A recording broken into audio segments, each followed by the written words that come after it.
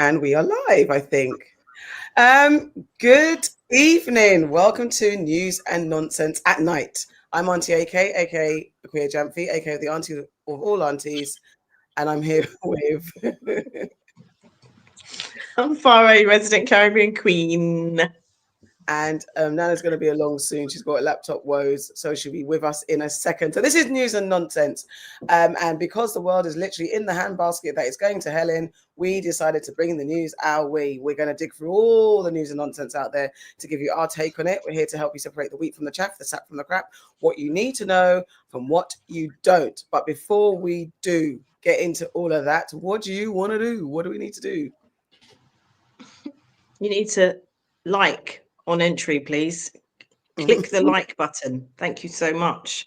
And also, if you haven't subscribed, please subscribe. And also, if you're not a member, please sign up to our membership. Do all the things. Thank you kindly.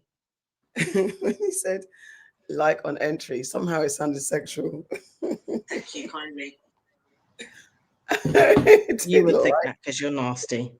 Like on entry. Okay. And also, after you've done all of that, please, what else? Subscribe. Did you say all of that? I said that. You did say that. And guys, by the way, my disclaimer, my favorite bit, these are just our opinions. We're not experts. It's the ultimate cool aunties WhatsApp group. You want actuals and factuals, ask TLC, Google or phone a friend. Any links we share are for you to dig deeper for yourself. Thank you, please. Okay. Who is in the chisette? Who's here? Good evening, everyone. I'm moderator. Thank you for being first, bright and early. Thank you for your moderating services. Let's keep an eye for all the trolls and the idiots out there. Sora, good evening. Breath of fresh air. Good evening, everybody. Good evening. 9547. Evening, everyone. Oh gosh, how do I say this? Tslane Mackenzie Wilkinson. Good evening. First time ever catching a live and leaving a comment in any live I've ever watched. Bless you. Welcome. Thank you. Please say how to say your name phonetically so I don't mess it up again. Good evening, Cher. We're all good. Caramel QT, good evening. Everyone's welcoming the first time commenter. I don't want to mess up your name. Please give me the phonetic way to say it. Evening, Entourages, says Rochelle Hewitt. We're all good. Hello, Entourages. I don't use that enough. Yo, Entourages. Who else? That's it at the moment. Will Smith, being cheeky as usual. Nana will deal with you when she gets back. Waving Cat Designs. Hi, everyone. Thank you, Waving Cat Designs. My birthday was on Friday. I've had a great birthday weekend. It's been fantastic. So thank you very much. Fashion for Crime. Hello, sister. And welcome. Listen, Sora. Yeah, I sang my little butt off, man. Sim1P. Hi. Have you finished birthday body popping? AK. Just about. I think I'm done now. I'm going to get some news and nonsense and all that stuff. Thank you very much, guys. Thank you. I can see Nana in the background. I don't know if she's coming yet. Thank you, everybody. We are now going to get into it. News and nonsense. Thank you, guys. Thank you. So, first up, the big news in the streets. Emails upon emails. More than 20,000 pages of emails have been released by the House Oversight Committee to show how prominent business, political, and cultural figures contracted Jeffrey Epstein for advice on everything from politics to relationships after Donald Trump became president. So Trump's been mentioned, other people have been mentioned. Lots of things are going down, man, in this email. Tommy Robinson's been mentioned. Tommy Robinson? Mm-hmm. See? All of them. He's up in that shit too. All these dirty people. So let me just get the video up 1 second. There's a lot going on out there, man. I just want them just to reveal everything. Just drop the names and do what it is and just stop. And these aren't even Epstein files. These are just emails from the estate. Exactly. It's like, just release everything. Stop all this nonsense and longing it out. Welcome, Nana. How are you? I am fine. Hello, everybody. Hello. We party till the break of dawn. All right. Guys, by the way, this is going to be only a 10-minute show. We're all tired. And we know I'm lying. All right, let's go. Some emails have been released, and this is a conversation around the emails. Investigation. Democrats on the House Oversight Committee, minutes ago, literally, releasing emails that they say were written by Jeffrey Epstein that explicitly, specifically mention Donald Trump by name and in context that we really haven't heard before. Let's get right to Caitlin Collins, who's got this reporting. Caitlin, what are you learning? Yeah, John, these are emails that show Jeffrey Epstein mentioning Donald Trump by name multiple times in private correspondence that he had with people, including Ghislaine Maxwell, obviously his longtime associate and accomplice, and also the author Michael Wolff, in a time span of about the last 15 years or so in these emails. Now, these are coming out from the House Oversight Committee. They had issued a bipartisan subpoena to Jeffrey Epstein's estate, John, as you know, earlier this year. And so they've gotten their hands on a trove of documents. And these are emails that included Jeffrey Epstein on them. They were sent either to him or from him that mention Donald Trump before he was in office and also while he was in office during his first term. And I want to walk you through these emails of what exactly we are reading in Jeffrey Epstein's own words in these emails that have been released by the House Oversight Committee. And in one of them, Jeffrey Epstein says, and I should note, Trump did not send or receive any of these messages. He's not a party to these emails, John, but these are emails from Jeffrey Epstein to Ghislaine Maxwell. This is one from April 2nd, 2011. And in this email, Jeffrey Epstein writes to Ghislaine Maxwell and says, quote, "I want you to realize that the dog that hasn't barked is Trump.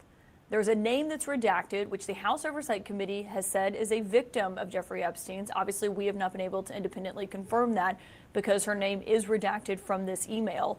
But they say redacted spent hours at my house with him. He has never once been mentioned, police chief, etc. I'm 75% there." Ghislaine Maxwell responds to that email, John, and says, quote, "I have been thinking about that." Now, there's no context for that message in this release of what we're getting. Obviously, this was a time span, and this was about 3 years after Jeffrey Epstein had accepted what is now known as that sweetheart deal that only got him a few months in prison, and something that came under a ton of scrutiny during Donald Trump's first term in office because of his then Labor Secretary, Alex Acosta, who helped negotiate that plea deal, that sweetheart deal, for Jeffrey Epstein at the time. And so that's the context of this came about 3 years after he had negotiated that plea deal, John. And there's also other emails that have been released by the committee this morning, including between Jeffrey Epstein and Michael Wolff. People will remember Michael Wolff, of course, the author who wrote a book on the inner workings of Trump's West Wing back in 2018 during his first term. He is someone who has talked at length about his own correspondence with Jeffrey Epstein, published audio recordings of those conversations between the two of them. And in another email, and this seems to be a reference to Donald Trump saying that he kicked Jeffrey Epstein out of his Mar-a-Lago club. And Jeffrey Epstein writes to Michael Wolff and says, quote, "Trump said he asked me to resign." And he adds, John, "Never a member ever. Of course, he knew about the girls as he asked Ghislaine to stop." Now, again, we don't have the context of this email, but John, that comes as in recent months, we've heard President Trump himself and the White House say that Jeffrey Epstein was kicked out of Mar-a-Lago for being a creep. And Trump himself told reporters on Air Force One that he was trying to poach women, he and Ghislaine Maxwell, from the Mar-a-Lago spa. And that was why they had such a falling out and why he ultimately asked Jeffrey Epstein to leave the Mar-a-Lago club. Now, there's also a third email in here, John, and this is, again, in regards to Jeffrey Epstein and Michael Wolff. And Michael Wolff emails Jeffrey Epstein, and this is back in December 15th, 2015, so the height of the 2016 campaign, just to put that in perspective for you. And it was the day of a CNN Republican primary debate. And Michael Wolff says, quote, "I hear that CNN is planning to ask Trump tonight about his relationship with you, either on air or in a scrum afterwards." And Epstein wrote, "If we were able to craft an answer for him, what do you think it should be?" Michael Wolff responded at length, John. I'll summarize it, but he said in regards to Trump, "I think you should let him hang himself. If he says he hasn't been on the plane or to the House, then that gives you a valuable PR and political currency. You can hang him in a way that potentially generates a positive benefit for you, or if it really looks like he could win, you could save him generating a debt." Now, I'll note, John, we looked at the transcript. So, I mean, there's a lot. This is 8 minutes, this video. Yeah, what do you guys think so far of what's been released? Everyone's on silent. No, Hello? I just put no. Farrah, pick up. What do you think? Why are you asking me back? Yeah, I mean, it's just ongoing. It's ongoing, isn't it? So we all have the thing that he's guilty, or we allegedly believe that he's known more than he's showing off. I don't know if he's I don't know if there's enough evidence that places him with any kind of underage interaction with any underage girls and stuff like that. There seems to be a lot of allusion to that. But definitely that email says it. No, but it could have been like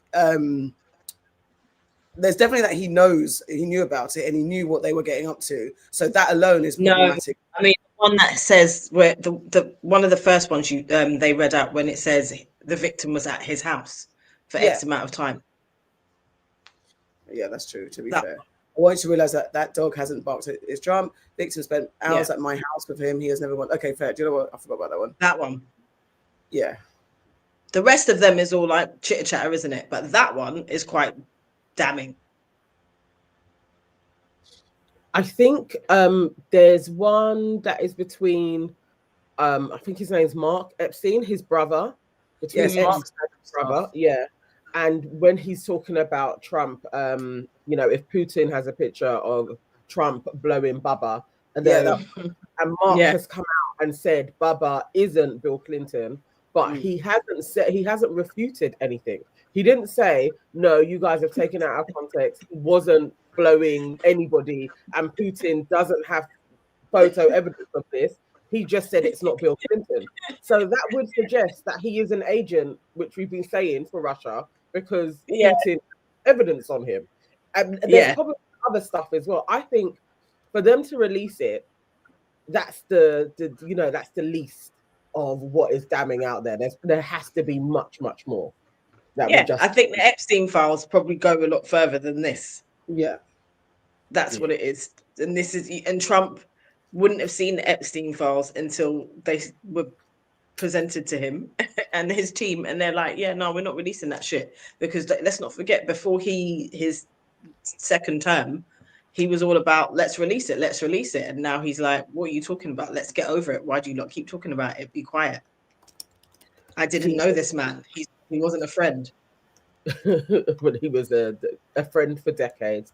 I actually think Trump knew that in order to get the people, he had to do the whole I'm anti-establishment shit, and I'm going to clear what's going on. I'm going to get rid of all the rot. I think he just really knew I have to be president in order to safeguard all of these things that are out there. So, you know, his just being prosecuted all the time. I think he just knew the net was closing in on him, and he needed to be able to be in government to actually quell all of the evidence that can put him in prison for life. I saw something else down the rabbit hole, which is about another, he was almost going to be a millionaire, property mogul that was like basically his absolute rival who died in Russia.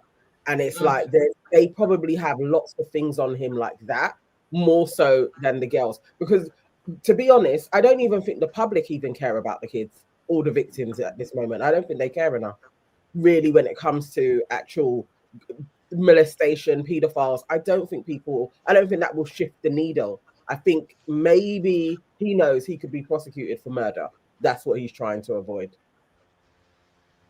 I mean, I think it's gone beyond the victims, because there's not enough victims being named apart from Virginia, rest her soul, and maybe one or two others. But and also the image of pedophilia, like we've got grown women so it's harder to kind of paint the nasty picture that you need to paint, and with all this redaction and stuff like that, it needs to be like what happened to Cosby, like all the women speaking up. I think there's a lot of women that have come out. No, I'm saying like in a way that there have been people that come out, but there's just tying it with young girls' images. That's what's missing from this to kind of make it more resonate in the public eyes, that this is like young girls are being trafficked and moved around. You know, like people need visuals to kind of get more incensed about it. Alluding to what Nana's saying, like there's less care about that. It's kind of like being seconded just more as a gotcha. Like, can we get Donald Trump at this point? At the moment, it's all about the men, the players involved, rather than the victims. It's moved on from the victims to actually everyone wants to get what people seemingly want to get Donald Trump got, but it doesn't. I don't. what I don't understand, or what I'm fearful of, is fearful of the word, of how is he going to get done? Because everything's so, like, all this drip feed of information, and it's like it's muddying the waters of what's actually going on. It's similar to the Diddy case, like so much is out there, so much news, so much this, so much that, and so when it comes down to it, will he get prosecuted? Will he actually get done for it? Where is the kind of substantial gotcha evidence? I know these have been, these have only just been released, so time will tell how these are going to be used officially. But I'm just concerned that this is all, if all of this noise comes out and all this damning evidence is out there and nothing happens, then we're in, like I said, we're in the hell's handbasket. But are we going to get true convictions? Is Donald Trump and anyone else going to go down for it? Like, what's going to happen really? And I'm so skeptical. It's all well and good having this going out and circulating, like, but what is going to be the moment that's like, yes, actually enough is enough. You need to go to court for this.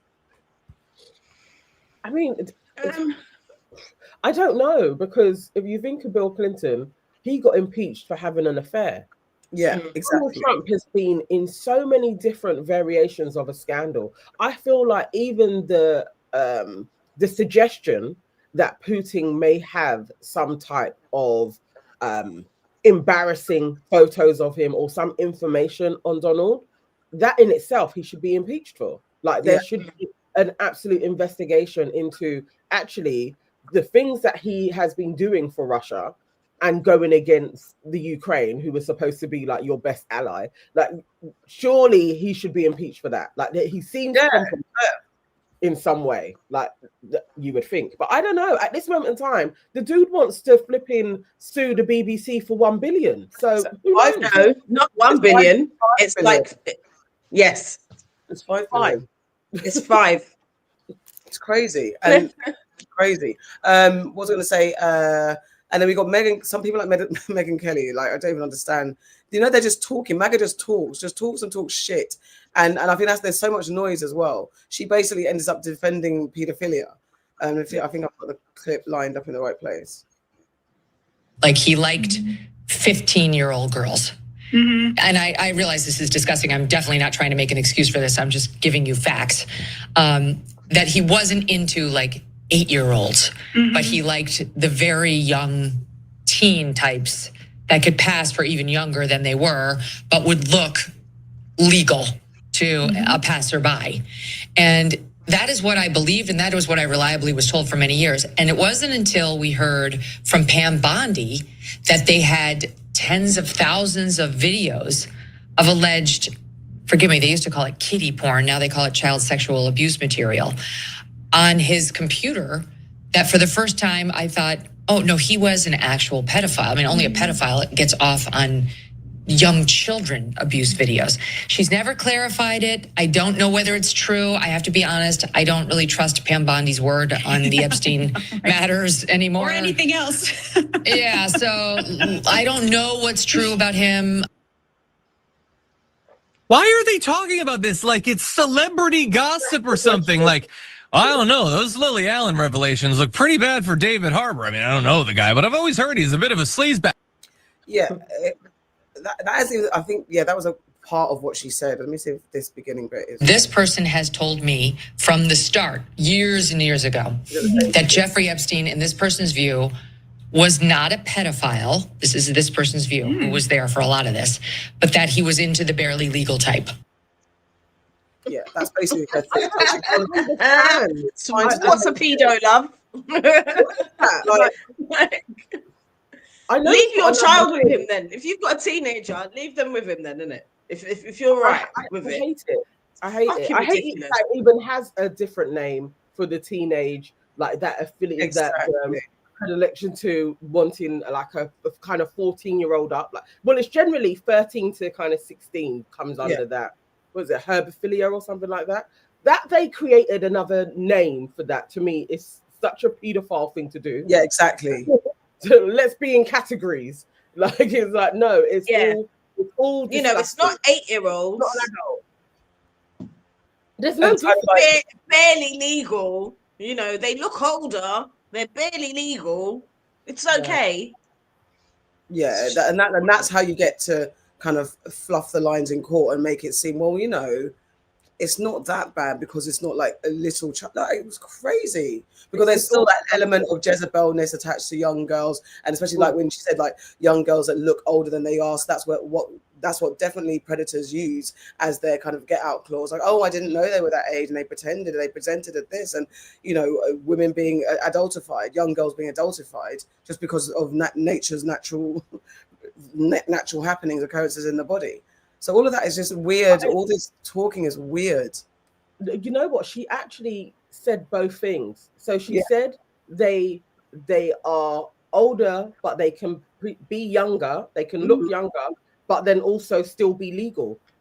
How is that on a scale? How do you do all of the things when you're like 13, 14 years old? How are you can present younger, but then also you're legal? That doesn't make any sense. I don't know why, as a woman. Actually, I do know why, because Megyn Kelly has been thrown out of MAGA for a little while now, since Charlie Kirk, like a bit like Candace Owens. They've been going after her and Tucker Carlson. So it feels like somehow she is trying to get back into somebody's graces by doing this. Like it's not even it. I mean, she chats shit a lot, but this is chatting a lot of shit for her. Like this is why it's a wild take altogether, and that they are talking about it like this is gossip. Like that is an actual human beings. Like there aren't women standing up now in their 40s and 50s, literally talking about how they were traumatized and trafficked. Like they were kids then. It's not fictional characters. These are people where you can watch them in interviews and really know their stories. To be like, I know somebody that knew Epstein that was like, he was never really a pedophile. What the hell are you talking about? What are you talking about? Yeah, I question anyone that knew Epstein as well. What were you doing there? Yeah, exactly. And someone has said it's a bipartisan thing because Democrats and Republicans are all implemented. And it's rich, powerful people, regardless of what political allegiances you have. It's just that was their playground.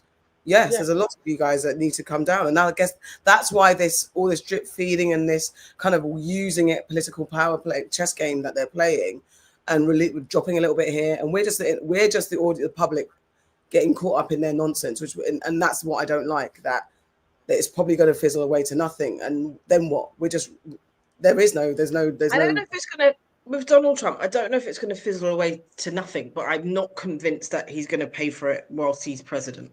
Yeah, that part. I mean, this is going to swing at his credibility for a lot of people. Like, he still has his base of folks who would ride for him. And the more this goes on, the more they are, I guess, the penny is dropping for them that actually Donald isn't the great savior that they thought he was going to be. He is a part of the elite and always has been. But I don't know why they were so stupid to think anything else. But there we are.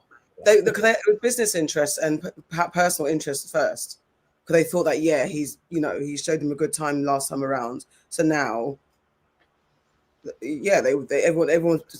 I believe that anyone supporting him for selfish reasons, because they thought he promised them this, that, and the other, and they fell for that. And maybe they thought they were in with him with that. They know he's a fucking nutter, like insane. A lot of them still don't care. That's and the also, problem. as long as their assets are protected, who cares? It's all a game. It's all a game. Even Mark Epstein, is it Mark, coming out and saying that Bill Clinton isn't Bubba? I don't believe you either, mate. No. How do we know that he's not being told to clear this up now? Say it's not him. How do we know? Exactly. I don't believe anything. Clear up was shit though. That was shit. And all of this is like, just say it. Like all this kind of, just reveal the thing. Why are you not saying it? It's boring now. The thing about them saying they're going to reveal the thing, like, didn't they say they was going to reveal the who shot Kennedy? Do we know? All now. Do we actually know? They said they're going to reveal it. Yeah. Probably when everybody is dead, and that will be the same as Epstein. It'll be like when all of the people are dead, then you're gonna start releasing shit. But we also need Ghislaine to just start talking. Even that. Do you hear about her at the moment? Like that she's being served special meals. Like she gets to go out. Privileges. She's got the sweetheart deal with Trump. Yeah.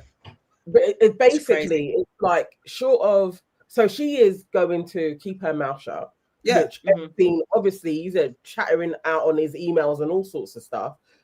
And he died while Trump was in term. Like, so again, for Ghislaine, I think she's playing like the long game. Like, he can kill me if he wants to, but maybe she has those insurance packages out, because she did go on the run for a little while. So you know, when they do like the bumper packs to various people, if they kill me, you release all of this information. Yeah. She probably did all of that shit. So she's being kept, because if they kill her, her brothers are out. Like, she's, you know, they've got a big family and they're supposed to be spies anyway. So she probably has a network. If they kill her, it's long for Donald. So maybe they'll just keep her alive. John Flip, I you know what? You know, the trolls excite me. You broads have no idea what the hell you were talking about. This is a prime example of the leftist woke garbage. What is a prime example? Because sometimes when you guys put words out there, we can ignore you in some parts, but other times it's like, broads. Let's break that. First of all, broads. I mean, what are we in the 50s? Like, you broads. You broads don't know what you're talking about. You broads, get back in the kitchen, broads. Yeah, like whatever. But my point is, how is this leftist woke garbage? Because we just said it is bipartisan. So what are you talking about? There are Democrats. I'm not on the left. Like, none of us are on the left of anything. Or anything. I don't understand when people say this. What does you'd have to know what side we are on. Yeah, you'd have to know what side we're on. Nobody is for the left or the right or center. You can go between the gamut of it all. We're just human beings. So, like, talk properly and let's engage in a conversation. Like, don't assume anything. And I definitely am woke, but the original term of woke, not yours. Yeah. The black version. Yeah, exactly. But that's something just got to, if you're going to say something, let's give us some, you know, as Nana says, engage in the conversation, drop some facts. Just saying leftist woke garbage doesn't make any sense when you've got everybody involved. Everyone is involved. The rich elite are involved in this. That is it. It's bipartisan, multi-partisan. That's it. You're getting trolled by, not you getting trolled by Dick Tracy. Exactly. By golly, you broad. She wins, man. Why I oughta? Shucks. Why you oughta? Why I oughta? Let's get him, Steve. We're gonna kill him on the hill, Steve. What else? Everyone's saying is more in the Bill situation. He had been accused of rape that got swept under the rug. They should either put it out or put it up. When it comes to Trump, the victim should be the priority, Sean Clark says. Yeah, it's true. Sora says because he's not the only big name in this story, he has to be Ghost, I guess, or because prosecuting won't do anything like with Diddy. It's just, that's the thing. That is the thing. Slicer Dizzle, feels like we're going to be looking at some conspiracy shit. Do you all want to get AK to do the legal disclaimer? I've done that already.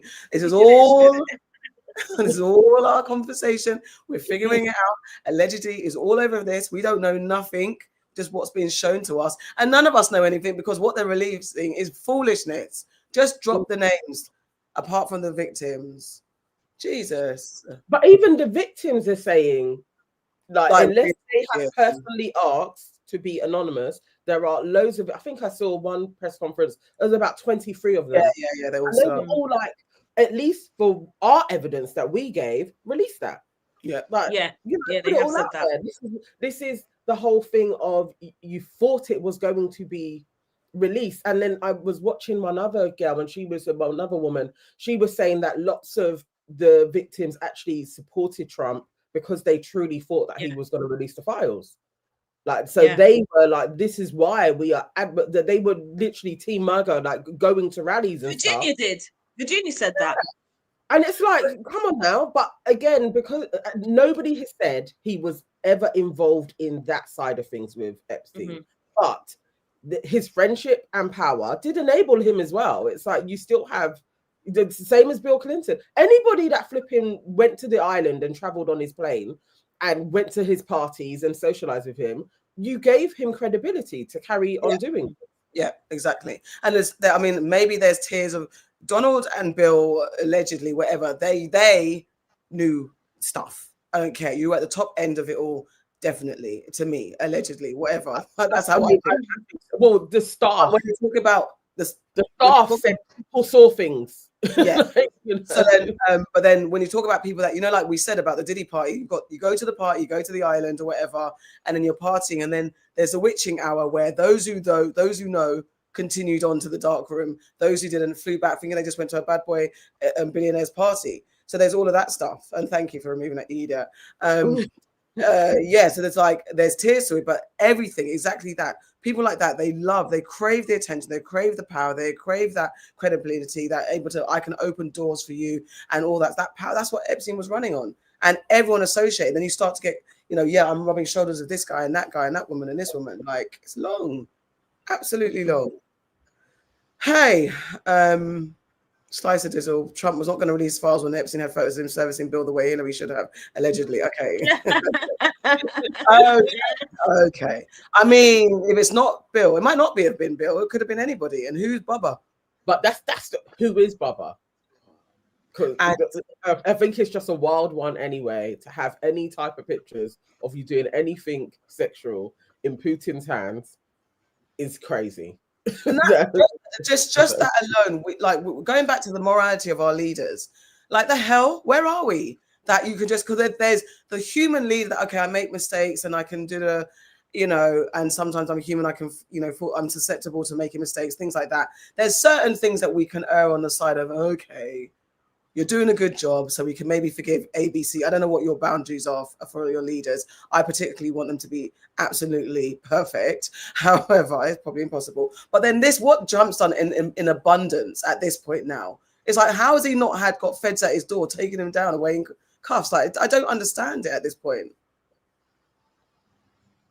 I mean, who knows? Who knows? Listen, almost every network has given him money for something. Yeah. So who's doing the investigative reports? Who what department is investigating him? There isn't any anymore. He stopped all of that. So in effect, he has won.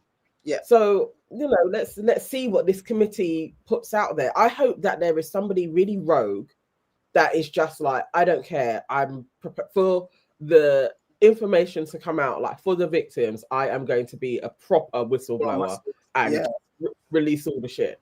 I hope that happens. I do. I think, Anonymous, what are you not doing? You're not so dry with your freaking mask. Don't come for me, by the way. I'm just saying that you don't do it.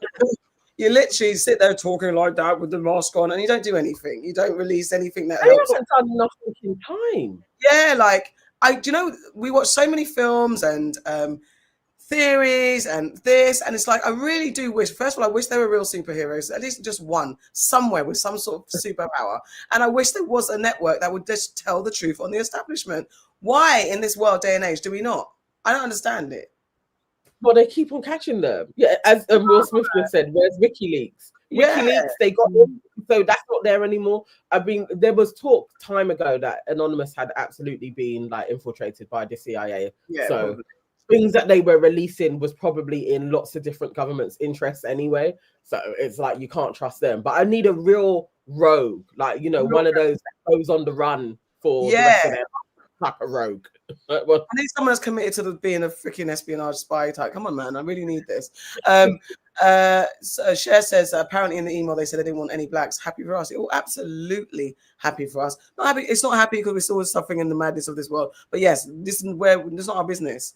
If it wasn't because it was spilling out in the world, we don't even need to talk about it. It's not our business. But I don't know. There was a couple of black women in there, though. This is the thing. I was just about to say, if there were no black girls involved, I don't know, black boys involved. No, there definitely was. I think I saw two. There were two black women that were, and one of them actually kind of got farmed out quite a lot through the modeling route. And she's been doing yes. I think her name's Lisa something. Lisa Phillips, I think maybe that's her name. But her story's quite interesting as well. Yeah, I think I saw that too. All right, just moving on. Speaking of Greenman, I just found a video. It was quite disturbing about it's not even about anything. This young boy, this guy seemingly catches some young black boy with a white man saying that he's grooming him, and the white man's being quite defensive and shady and is a bit dodgy. So let me cue this up. Okay, I don't know if I've seen this. Is this in the UK or the US? UK. Oh. He's not 16. You're not 16 years old. You're probably 12 years old. Do your parents know you stood there? Do your parents know that you stood here? No, they don't. I was born in the night, but I weren't born last night. It's not in there. It gets quite bad at night, isn't it? In the, there. what do you call it, gardens or? Do you know what I mean? He's just come from his fucking his mum's house. No, he's not. Come back to town. Do you know what I mean? Well, I'm walking back to town. He's just walked down this. This is a form of grooming, actually. That's what it is. Who, me? Yeah. You say I'm grooming, man. This is a form of grooming. Did you say I'm grooming? Do you know him? Do you know his mum and dad? I met him today. See my cousin? That's my cousin around the corner. Don't tell me I'm grooming people. Bro, this guy is probably 11 or 12 years old. It's not a good look for you to be stood next to him in the street, considering the activity that's happening in this area. So for your character, for your character, for your preservation, When he says grooming, you know what he means, right? He doesn't mean like. Bro, do you know what? Do you know the maddest thing is? You took that so far out of context. We could have thrown that on the fucking conspiracy shit, bro. Do you know what I just said to my man? Do you know what? If you ever need anybody to talk to about anything, if you can't speak to your mum, your dad, your auntie, your uncle, I said I'm here. That's how grooming starts. What? Just to talk to someone? I don't want nothing from nobody, bro. Yeah, you should go home. You should go home. You're saying how it looks. Go to nana's or granddad's or your mum's or somewhere. You should not be in these streets. You're too young, and you're not 16. You're not 15 either. You're not in year 10. What's your date of birth? What's the year that you were born? Don't be upset. Now fuck off, man. You've actually So you're 13. Don't be upset. No, you've actually pissed me off. Go home, little bro. But you know what happens in the, you know how it is, man. Yeah, listen, you see it happening, right? To exploit nobody. Do you know what it's like to be? So then tell him to go home then. Do you know what it's like to be on the road? Tell him to go home then. I can't tell him I'm not his mum. I'm not his dad. I'm neither am I. I just told him to go home to preserve himself. Preserve himself? Yes, preserve himself. Bro, it's like 5 o'clock, 6 o'clock on a Saturday. Yeah, and he shouldn't be out here without no parental guidance. Without mum and dad. Yeah, exactly. Me, bro. Don't take it there. Nah, he's taking it too far, bro. It's going on like I'm trying to exploit people and that. Hello again, mate. Fuck out of you, bro. I swear down.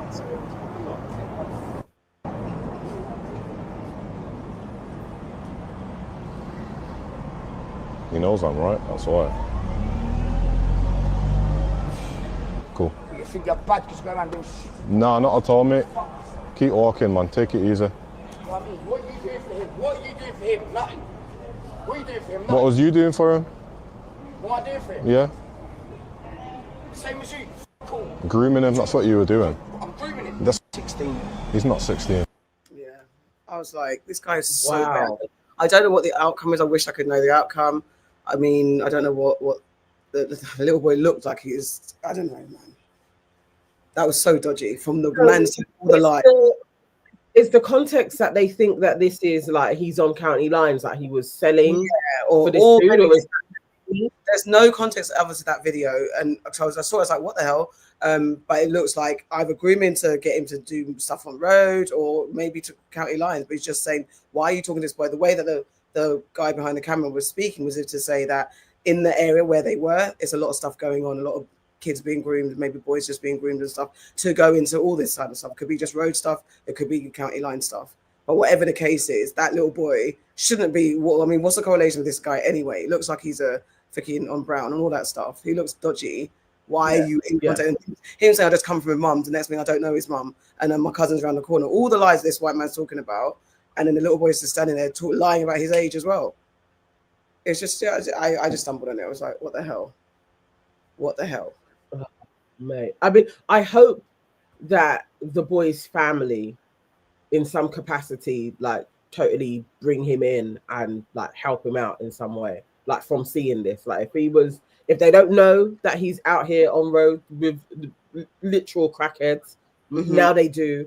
I hope that or some type of agency gets involved or his school.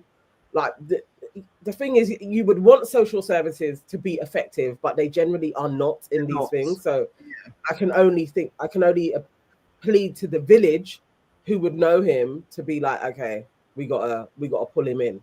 Yeah. Either way, it looks hella dodgy on all fronts. How he was 16 and I'm in year 10, that isn't actually possible. Like, just he was lying too. It's like, yeah, no. Everyone in there, those people lying, and I don't know. It would be great to have more interaction like that, but obviously there's the dangerous side of things. People, I mean, you just assume that yes, a grown man can get involved and intervene where you can, but it's not always safe. Even no matter whatever you are, whatever age, size you are, it's not always safe. But if we could have more interactions like that, that'd be great, especially in communities like estate settings and stuff like that, and you can see stuff going on. I don't know if I'm vigilant enough to notice. I mean, because also you don't want to profile maybe a young boy, black boy just standing there. Obviously, this guy made it more bait, but how do you even interact and just check, like, you're not assuming boys just standing anywhere are doing something dangerous. It's all of that stuff that you've got to consider. But it'd be great if we had more community interaction and interventions. But I don't even know how realistic that could be. Yeah, if you watch enough, I know definitely like the nitties around here. If I saw anybody young with them, I definitely would film it, and I may talk to the head nitty because, like, you know, you've known him for a while, so it's like I can talk to them if I really needed to, but generally, the ones that are selling are of age, and I mean, they're outside of London, aren't they? Definitely in London, you don't see that anymore. And when they are taking the kids, they put them in crack houses. Like, so usually you don't even see them dealing like that on road anymore. Like that isn't generally what they do. Like, people having the perception of Top Boy and all of the kids being around. It's like they are usually in a house now. They're not even putting on a wall anymore. Like, so interesting though. Yeah, it's long, man. It's not cool. Just on the back of that, just that teenager that was taken. I'm not the nitty whisperer. Imagine that. That's hilarious. That's a career in itself. Like, how? The boy that was sent back, someone said he should be sent back to his grandma, and the boy that was sent, the Ghanaian boy that was sent back to Ghana, he has to stay in Ghana. That's what the judge ruled. Let me just get the. Oh yes, I actually was looking at that story the other day.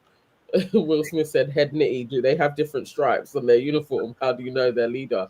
You can tell because they go to the head one for that. He sends them to the shop to buy the beer. Like, he's the head nitty. No, literally, you are literally the was it like David Attenborough? What of the nitties? So yeah, the guy that this legal battle against his parents' decision to send him to Africa has taken a dramatic turn. The 14-year-old who filed a lawsuit against his parents has been ordered by a high court judge to stay in Ghana. But the story is far from over. Here's the twist. The boy was initially sent to Ghana under false pretenses. His parents, concerned about his alleged gang involvement and knife possession in London, told him he was visiting a sick relative. But the truth was a relocation plan. And this is where the controversy begins. The boy's story gained attention when he took his parents to court, arguing he was homesick and unhappy in Ghana. He even claimed to feel like an outsider, struggling to fit in due to language barriers and social anxiety. But his pleas fell on deaf ears as the judge ruled against his return, citing concerns about his well-being in the UK. But here's where it gets intriguing. The case was reheard in the Court of Appeal, and the tables turned. The most senior judge in the family division questioned the initial decision, and the boy's hopes were rekindled. However, in a recent High Court judgment, the boy's wishes were once again denied. The judge, Mrs. Justice Tice, acknowledged the boy's unhappiness, but emphasized the need for stability in his education and family life. She outlined a roadmap for his eventual return to the UK, including family therapy. The boy's solicitor, James Netto, expressed the boy's relief at having a clear plan for his return. But the question remains, was this the right decision? Should a child's wishes be overruled in such circumstances? Should a child's wishes be overruled in such circumstances? We saw it, AK and an AI video. Listen, because everything gets clipped and taken away and shut down, so I'm just trying to find. But yeah, sorry about that. But yeah, I mean, that's the case now. He now cannot come back. Just as it was almost close that we feel sorry for him. He's got to send him back to his family and possibly road stuff, what he was getting into. But now he's got shipped. Everyone says people get shipped the kids when they're getting into trouble. and this is now the outcome for him. What do you think? I mean, Slicer, people have been doing the shipping back, you know, for forever. It's a used tool, and all over the diaspora, you can get shipped back to. So my cousin got shipped. Yeah, we're Grenadian. He got shipped. It was there for years.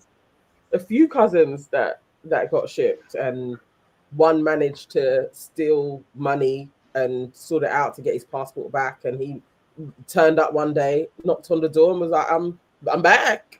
And he still went back to his family home. It's like, what can you? I don't know. I don't know if it's the best method, but I understand why parents use it in order to, like, you know, hopefully keep their child safe. Like, you want to do it, and you hope that they grow out of their gang affiliations, but I don't know. It depends what they're going to as well. Exactly. You know, and if they're not going to a place where they're actually going to be supervised, what's the point? Yeah, I mean, yeah, you can't just ship them to anyone and anyone, and then obviously there's also family members that don't have best interests in heart, all that type of stuff. But obviously, I'd say obviously, like, we hope that for all the research and due diligence has been done into this particular case, that they've looked at home and they looked at back home and seen, like, actually, you know, he's actually all right where he is. And if they're saying that he's relieved to have a return plan, that's also helpful. That shows that actually he's maybe not so bad being over there, but and he can see that he can come home, so it's not like a total cut off. Because I think also the manner in which you're shipped off, if you're shipped and then your parents like cut you off as well, then you can feel very displaced. And for a teenager, feeling rejected and ejected from the home and feeling, and that's making you feel even worse about what's going on, that's dangerous. But if there's like, look, it's like foster care, and it's like having that contact with your parents, knowing that there's a chance for you to come back home, but this is just safeguarding, things like that. That's possibly a better route. But I know people that were shipped or shipped back home, and then they don't have a good relationship with their parents as a result, and it's damaged them as well. So there's all of that. Yeah. KW9. That's the thing. Go on, sorry. I think it's on the it's the parenting aspect, and when you do bring them back in, and the resentment that has built up. I think that parents need to think about that a little bit more. But I understand the desperate measures of, I just want to keep them safe, but also the boarding schools that you send them to. I was going to say about boarding schools. Yeah, it's not always the best environments, and you're placing and they're very vulnerable when they're there as well, because they don't know the culture of things. So there's so many. It's a huge leap, and for this young man to have got himself lawyers and everything else, he's obviously very bright. So I just hope that they do have therapy and his family isn't too damaged from this. But this is a huge thing. To take your parents to court is wild. That's massive. So all for him, man. Speaking of, just because there's a story a few weeks ago that I saw, speaking of boarding schools and abroad boarding schools, this schooling, this family in Ghana, talking about there's been a spate of secondary school deaths. Student deaths in Ghana's boarding schools raise questions over safety and negligence. Nearly a decade after 15-year-old Kevin Moses died at Ashimoto Senior High School, concerns about safety in Ghana's boarding schools are mounting. In 2024, the High Court ruled the school negligent in Kevin's death, a landmark decision now under appeal. Between May 2023 and February 2024, at least 6 other students reportedly died in boarding schools, raising urgent questions about supervision, healthcare, and accountability. So Kevin died. Oh, let me play this and we'll get into it. For 2 years, I decided not to work. I decided not to talk to anyone. Who do I live for? Because he was all that I had. Kevin Moses was full of promise when he started at Ashimoto High School. But in 2016, he became unwell. His mother tried desperately to reach the school for help. The first time Kevin went to school, Kevin did not come back. He called that he was not feeling fine. He's been to the school clinic. They've given him brufen. I called, the housemaster never picked my call. I sent messages. He did not reply. Only for him to come and give me an answer the following day that Kevin is fine. That fateful Friday afternoon, I had a call from the housemaster. that Kevin has been rushed to Achimota Hospital. Sunday, when I got to the hospital, I was waiting outside. Then they came to tell me that the doctor wanted to see me. He said, we did all we could. We've lost Kevin. Kevin died of cerebral malaria. He had been in a coma for 2 days. That was a difficult interview to have. You could tell that she's struggling to move on, and understandably so, because she had a beautiful bond, a very strong bond with her son. But Sonia isn't alone. We're heading to meet another grieving parent whose story echoes hers. Joseph is visiting his son's grave for the very first time. How do you feel being here? So sad. If I should be here for the next 30 minutes, maybe I will shed tears. Yes. Back at his house, Joseph narrated to us the turn of events which led to his son's death. On the 28th of June, it was my birthday. He sent me a message wishing me a birthday, and I also replied. And there and then said, Daddy, I'm sick. He went to the infirmary. There was nobody there to look after him. Somebody from the school called, and I called him to go and buy medicine for the boy. That was Friday. The medicine didn't go to the guy until Sunday. So the next day, they were writing mock examination until the examination was over, and the guy fell down. His friends called the mother, and I in turn called a security man at the school to send him to the hospital. I called the PA chairman, which is the Parent Teacher Association chairman, that why? Is that how you run your school? He said, no.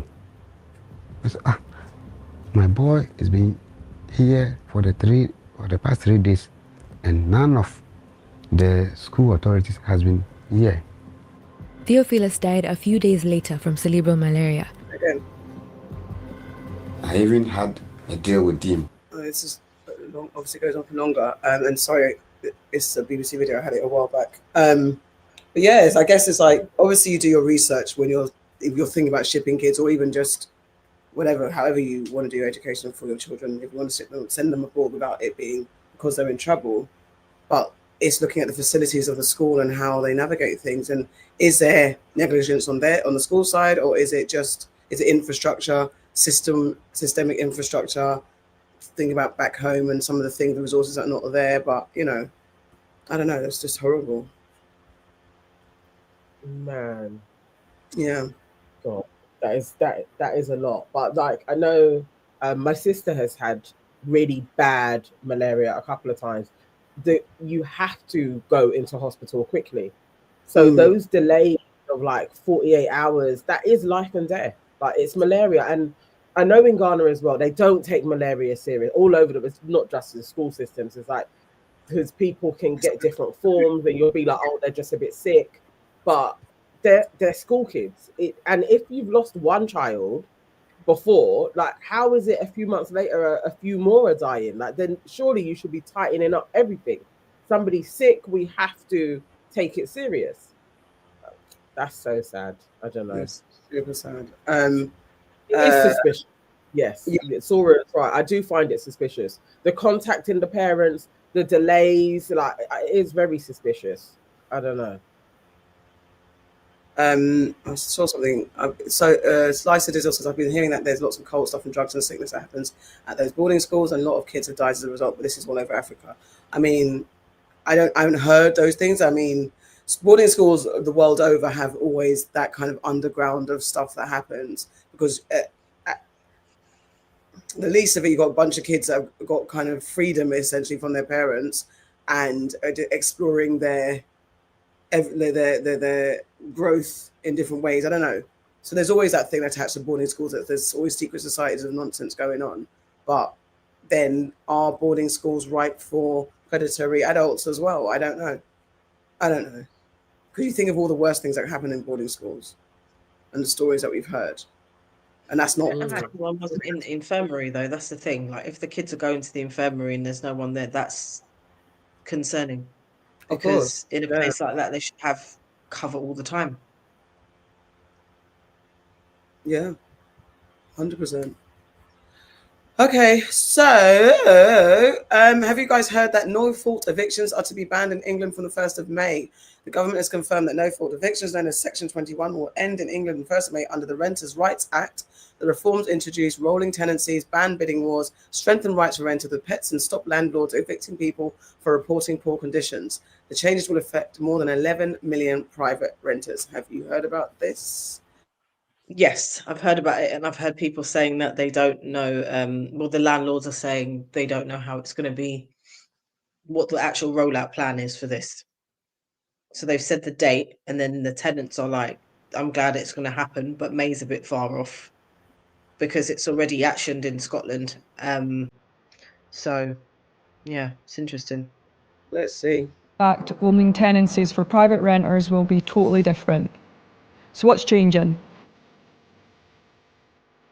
Your agreement will change from an assured short-hold tenancy to an assured tenancy with stronger rights, even if you signed an agreement that says assured short-hold tenancy. This will happen automatically, and you don't need to do anything. Your tenancy will also become periodic and will continue on a monthly basis, even if you've already signed a fixed-term contract. Your landlord will no longer be able to use a no-fault Section 21 notice to evict you. Instead, your landlord will only be able to evict you if they have a legal reason called a ground. So, for example, rent arrears or antisocial behaviour. If your landlord gives you a valid eviction notice before the changes happen, your tenancy will not become assured straight away. Your landlord could ask the court for a possession order to evict you, but they'll only have a limited time to do this. You can stop eviction if the Section 21 notice or the Section 8 notice is invalid. Tell the court if the notice is not valid. You'll have an assured tenancy and stronger rights if the court agrees. If you want to end your tenancy, you'll need to give a longer notice of 2 months instead of the current 1 month. That's unless you and the landlord agree a shorter notice period or a specific day that the tenancy and the liability to pay your rent ends. There's also big changes to how your landlord can increase your rent. They'll only be able to do this by giving you a Section 13 rent increase notice, and they'll also have to give you 2 months' notice of an increase instead of 1. If you don't think your rent is in line with market rent levels in your area, you'll have 6 months from the start of your tenancy to ask a tribunal to review it. Oh. Follow Shelter's social media channels and check out our website for all the latest updates on the Renters' Rights Act. Yeah, Ooh, so this. it sounds promising. I mean, we're so cynical that is, as Farrah said, is it going to be, how's it going to be executed, and how will it be implemented, and how it will be enforced, especially from those who've been suffering at the hands of horrible landlords. But it's a great thing. Yvonne says, I know so many people have been kicked out of their accommodation by a S21 application. Yeah. KW9 says, this is good news. True Love Forever says, sounds like the same thing here in America. Can you expand on that? Tell us how it works in America. Yvonne comes back to say there's way too many rogue landlords who want to kick you out only to rent to someone else at a higher rent. Exactly. So yeah, my concern is the number of people that are going to get kicked out before the 1st of May. Ooh. Because if landlords are concerned about no longer holding the power to do the things that they do in the most horrific ways to tenants, I feel like a lot of people are going to get kicked out before. It's interesting. What Will Smith just said, what I was thinking. He says another few things to get bottlenecked in a cracking system, and that's the thing. Doing a sweeping change like this that affects so many people, is there going to be a separate or dedicated court system for this? Because truly, if and it would be helpful if there was a body that you could go to that isn't like just going to your local court for it to go on a docket over there. Could be waiting ages for that. It needs its own court, a separate body. You can go, and if they did create that, it would be brilliant for people's rights to be able to say, my landlord can't put up this standard apartment to 4,000 just because he wants to. Like, Yeah. you know, it would be great if it could be. That's great, but I also, I think you're right. It needs a separate court altogether, because the other thing is, people, if they're getting evicted and they're in private renting, not all of them will have the time or the capacity to actually take action to sue the landlords if the landlords evict them illegally. Yeah, they're going to be concerned about finding somewhere to live. Exactly. Because a lot of private landlords have just put people's stuff outside the door. Yeah. And I know they're saying it will stop it, but how do they really stop it? How are they going to get it? Especially as well, if some people are renting and they're not really renting in the most legitimate way. It doesn't stop that. It doesn't stop those landlords from fucking about. That's true. True Love came back, and she's based in America, and says we have to give 60 days notice if you're leaving.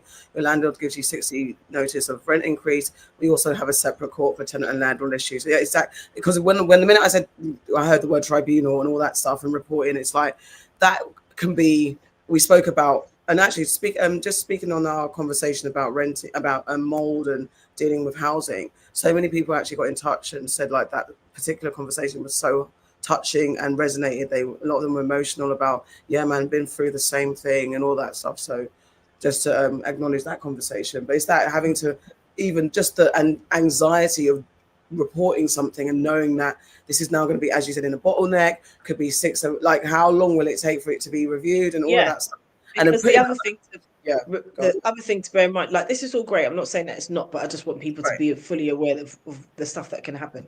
Because unlike when you're with a council or a housing association, there's a body of people who are actually responsible for dealing with this. If you've got a private landlord, there is no body. I've frozen.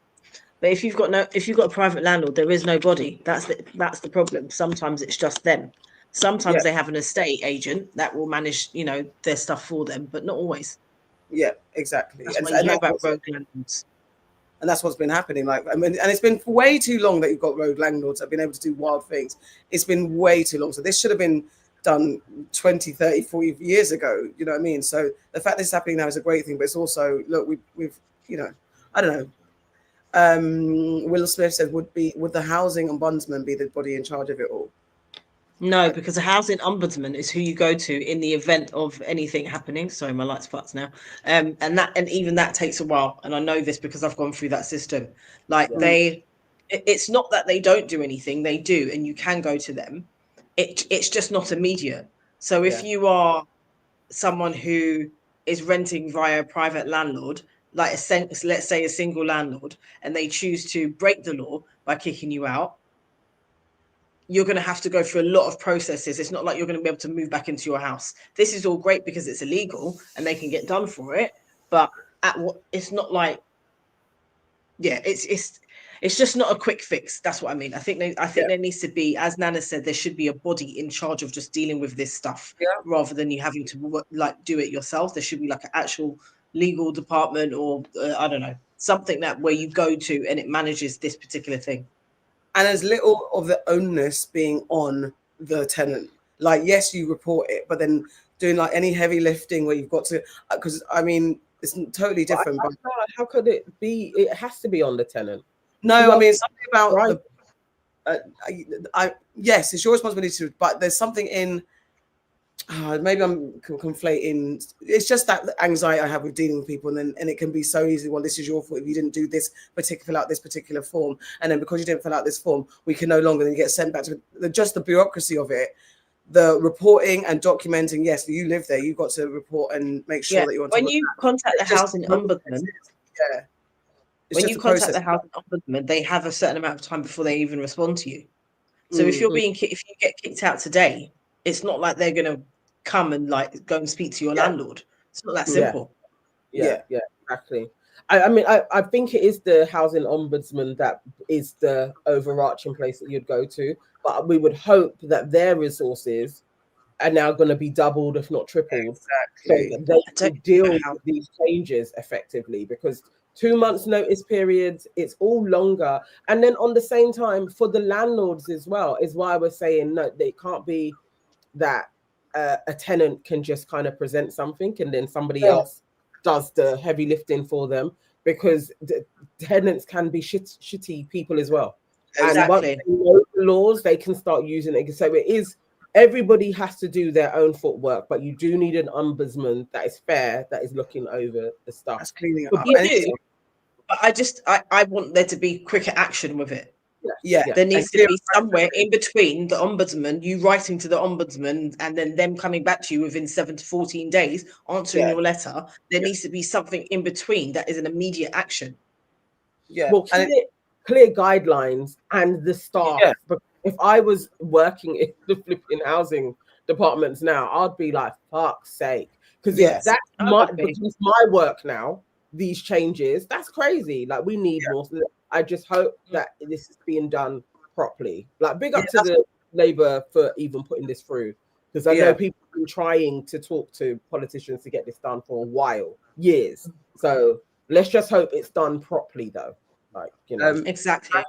Fashion for Crime is I work for council homelessness assessment, and we already have an uptick on people being evicted, West London. So, alluding to what you were saying, for a friend, and Yvonne says a friend of mine was the only one in that HMO who was on a lower rent than the other tenants. The new owners kicked her out under S21, saying he was selling up, then rented to another person for £400 more. Literally happened to my friend 2 months ago. Exactly the same thing. Wow. 2 months, dashed out, They thinking do this all the time. They weren't selling shit. A new family got moved in. They were just paying more, and it's like, no, there needs to be regulation. I think that's where all the red tape. Let it be very straightforward, the processes, so it's not confusing to anyone, because they just love to tie you up in, oh, well, you didn't do this and you didn't do that, and then unfortunately, I just don't want to hear all of that. KW says, aunties, I've just had my Black and Brilliant word search puzzle book published. It features 500 plus Black innovators in medicine, science, and invention. Can I put a link to it in here, please? Go. Absolutely. Yes, absolutely. Amazing. I can take it as well. That is great. Well done. Well done. That's very needed as well. Big up yourself. My friend, and Vonnie London says, yes, congratulations. Vonnie London says, my friend works for Southwark Homeless Section and said the amount of people looking for accommodation after being evicted under Section 21 has risen so much in the last year. Yeah. Crazy. And then the issue is with this as well, is that it goes back to social housing and the lack thereof, because people are having to go into more and more private accommodation because there isn't the actual, the resources there for them to be housed differently. Speaking of housing, Storm Claudia has brought destructive flooding to Cardiff and Birmingham. So it's left Cardiff, Monmouth and Birmingham underwater as days of relentless rain pushed rivers beyond their limits and drainage systems failed. Town centres, homes and major roads were heavily flooded, with emergency crews carrying out rescues across both cities. This is, again, more climate change related stuff. There are going to be more flooding, more incidents, and the systems, especially outside of London, as we were talking about the regions bearing the brunt of poverty when it comes to how resources are distributed. This is another thing that kind of speaks to it, the lack of fixing. Lower High Street, where our flood defences are breached.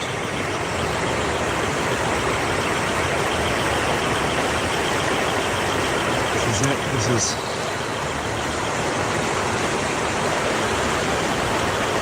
what extreme weather looks like.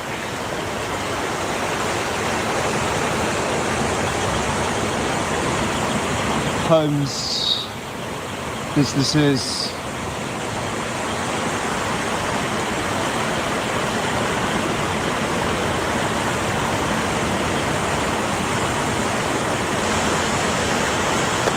this is why just defending against floods won't save us.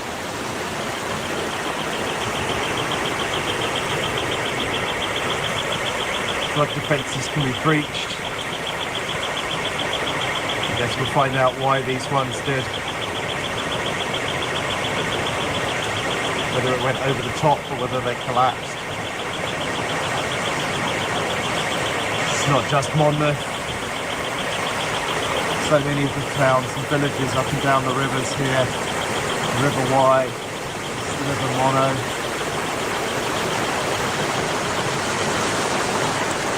This one just repeats. You've got the Birmingham one, you've got one there on the bus. It's almost the same, to be honest. It's like, what the hell? like what? How do you defend yourself against all of this? I don't know.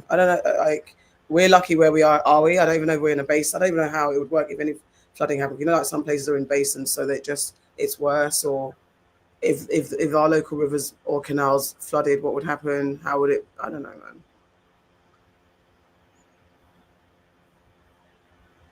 I don't understand what you're saying. No, I'm just saying how we could be defended from it. Like what is the defense from this? Because they're saying that the weather's going to get worse, climate change is going to affect it. I don't know if we, in where we are in London, could be affected by anything like this. But I guess if any river kind of overflows, how does it get sorted out? Like, that's literally.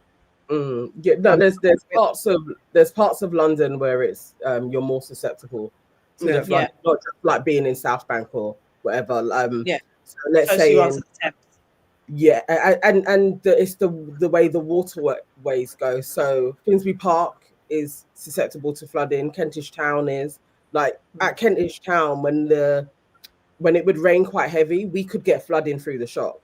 It's just how it is, because it actually was a part of the canal route and they've built on top of it. So there's lots of places like that where there are waterways that run through where they just feeders as well on top. So it's if it happened, we are susceptible to being flooded out here, and probably will happen. This is a thing. Up to, like they said, up to a month of rainfall fell within 24 hours. Drains and show the one on the bus. That was crazy. Imagine being on a bus and it's like you're driving through very high floodwaters. It's really quite scary. It is scary. It's scary when it floods. It is totally. It's a really scary thing. But for Wales, I swear it was only like maybe 5 or 6 years ago they had a really bad flooding again, like one of the storms, or maybe it was 2 storms over a period of time, and so that was affecting loads of businesses. I think that was closer. Was it near Christmas? Or maybe it was in winter anyway. But I guess because the Wales has all the valleys, so maybe that's why they get it quite a lot. And it's the damage to people's homes as well, like, you know, and the way that the insurance companies are changing rules around flooding and things like that. So it's like, what are you actually insured for? What can you claim back? Yeah, it's devastating. That was the issue in Wales the last time this happened. I remember there was loads of businesses, and the insurance companies were coming back with, like, they hadn't done enough to flood proof their places, and it's kind of like, well, what do you know what is enough? Like, insurance will always find loopholes, but if you don't know that I'm even on a flooding, like, what do I know to do enough to ensure that my place isn't going to get flooded? Like, you may not know. Yvonne says part of Bermondsey was severely flooded a few months ago. Oh, wow. See, that's what I was asking about the bait, like, because even just simple things. Anything I know is just, I think I had a conversation with someone, I can't remember, a few years ago, that I think we're in a basin where I live. So that once you're in a basin, that's where you can get the flood waters can affect you because it's collecting in it or something like that and running off. So it's all of that stuff. I live near to a canal feeder, so like it's actually just there. So, you know, if things overflow, it's possible. And in a full sense of security, we just think it's never going to happen. But I can't imagine looking out my 3rd floor and just seeing water everywhere. I don't even, you know what I mean? And also it's like, there's that first and foremost. And then it's like, what damage does it do to the building? That would be the test of how strong your building is.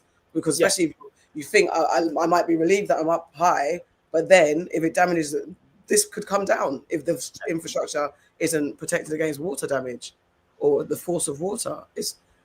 I don't even know. There's just losing faith in everything. And it's not so much that it could come down. I think what people need to be concerned of is the damp afterwards. That impact that it's going to have on the buildings. Yeah, all because the things. Water takes a long time to actually come out of things like that. Exactly, and displacement and all that stuff. But that's the thing. Exactly. You think about that, but I'm also like, that's the first thing I thought about. Actually, could it take the building out? You just don't know. At this point, and you don't know, because councils cut corners. And yes, this might be an old building where they use stronger resources, but especially from the new builds, the shit that they use to build things. Do they even consider? We can't even trust them with bloody cladding, let alone are they building with flood in mind? Are they? Do they? That's what I wonder. But they should be. But you know, they cut corners all the time. That's what I'm saying. Look at the cladding. I think The lack of don't think windows. if you're near somewhere that traditionally is going to flood, they're not going to waste their money on it. Yeah, but then at the same time, when you want to deny, well, again, they're alluding. This is like there's going to be more rain. It's going to be warm. Like we've got unseasonably warm weather. It's November and it's still not November. November weather. They said we're getting a cold snap soon, but all those kind of warm winds, and then you get all this kind of freak behavior, and it just causes like. Because even if they were like, okay, we know that these months we're going to get this type of weather, so we can then potentially put up resources and defenses and maybe raise the barrier a bit or whatever the case. At this moment, it's a free for all. You don't know what's going to happen when because of the increase in climate change or whatever. Whether that's something that can be stopped or it is something that is our fault completely. Because some, you know, the naysayers saying it's just life. It is what it is. There's no defending it. But then there's so many things. Is it, you know? Show the video. It's the last thing I put into the WhatsApp group. It's definitely not. It's definitely not life. It's industry that is actually doing this. That is changing the climate. They can stop it, but they will not. Like if you just think of the destruction for what they call the lungs of the earth in Brazil, Congo, like they are. That's why they're all doing their spaceships to go up to Mars and flipping destroy there as well. It's what humans do. You do shit. You have a great flooding. The great flooding story, like Noah's Ark, almost all indigenous people have these stories of great floods. Yeah, that's why they talk about the forecasting for global warming. Yeah, it was most of the UK goes, like our island goes. Yeah. So that's why we gotta leave. Yeah, look at that. Imagine being on a bus and it's like that. Yeah, that is scary.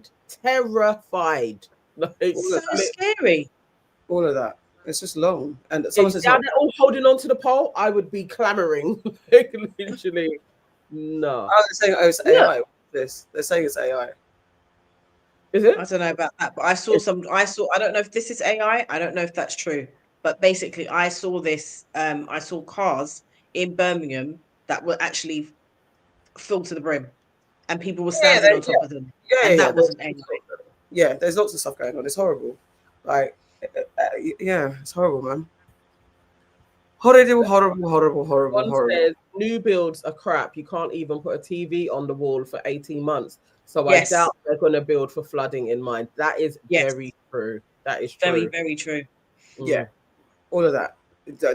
I doubt they're thinking about that. All right, so moving on. Elon Musk.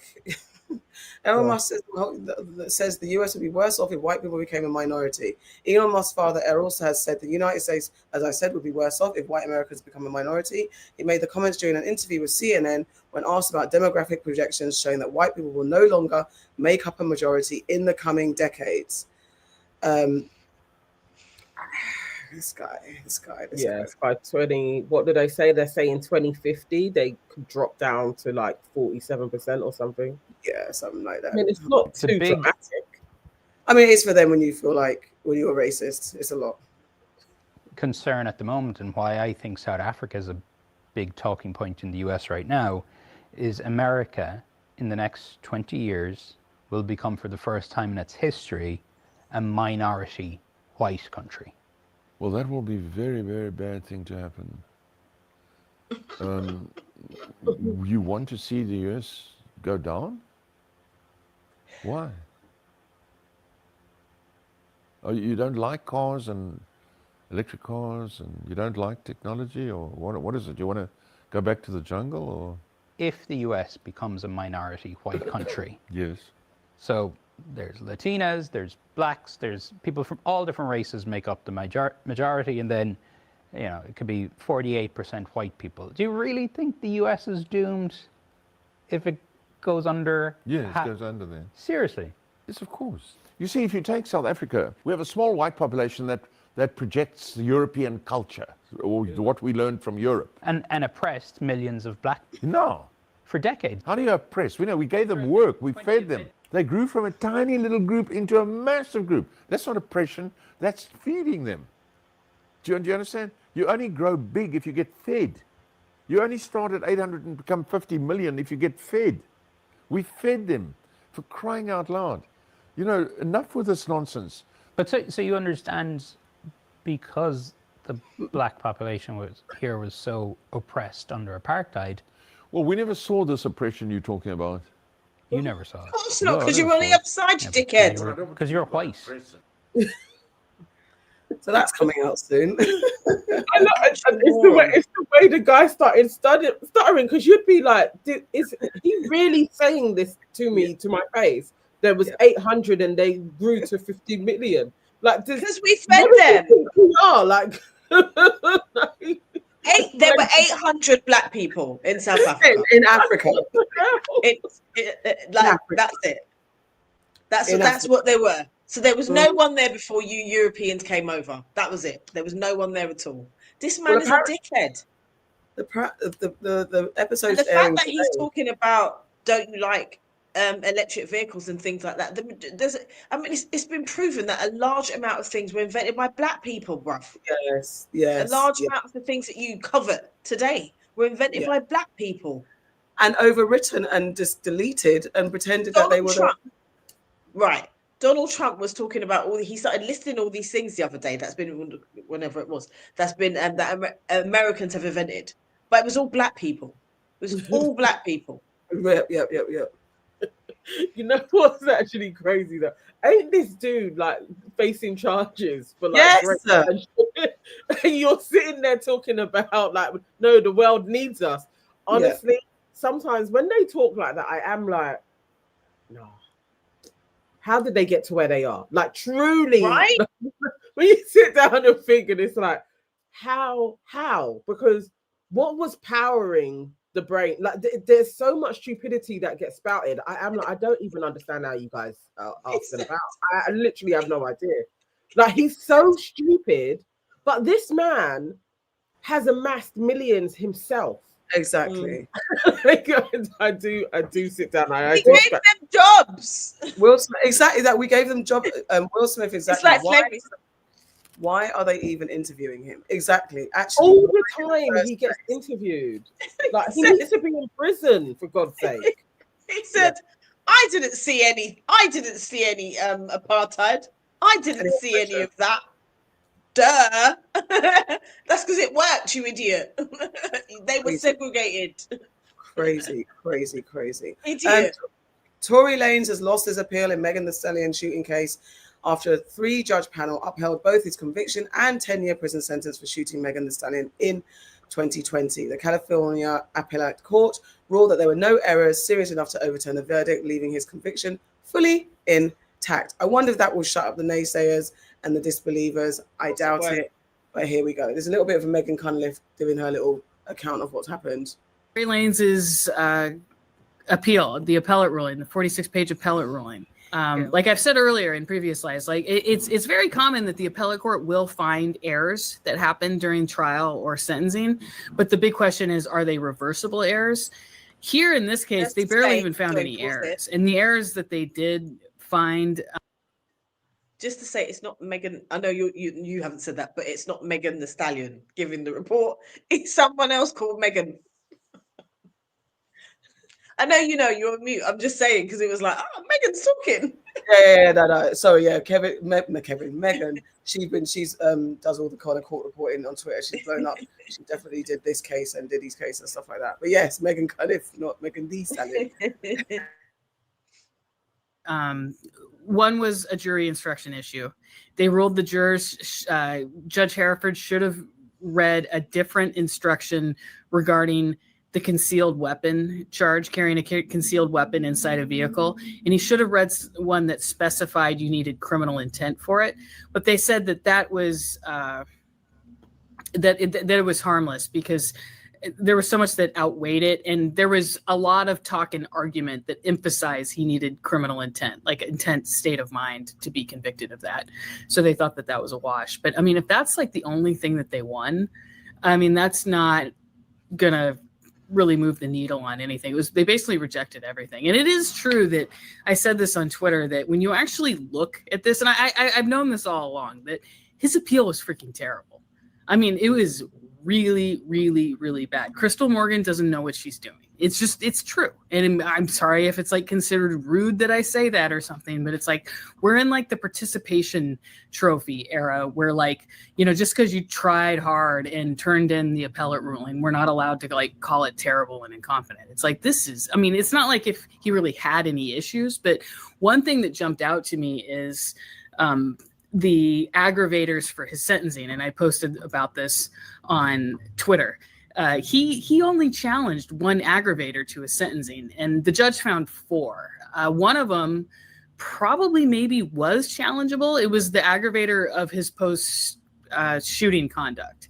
And it's like, where in the statute does it say that the judge can apply that? But he never even challenged that on appeal. So the one that he did challenge was Megan being found a vulnerable victim. And the argument that Crystal Morgan put forth on that was that Megan had to have known, or she had some knowledge that there was perhaps an armed individual in the car, so she had time to run or flee. I mean, these are incompetent arguments. I mean, somebody says here, literally a joke. It's like, yeah, no, seriously. It's like, what is this? And somebody on Twitter was like, this is like the biggest sign that we live in a stimulation. It's like, seriously. And all these grifter, like the state representative in Florida, of course, and then Diana London, that PR person who like latched on to Lanes and his family. It's like, okay, now they're just being victimized.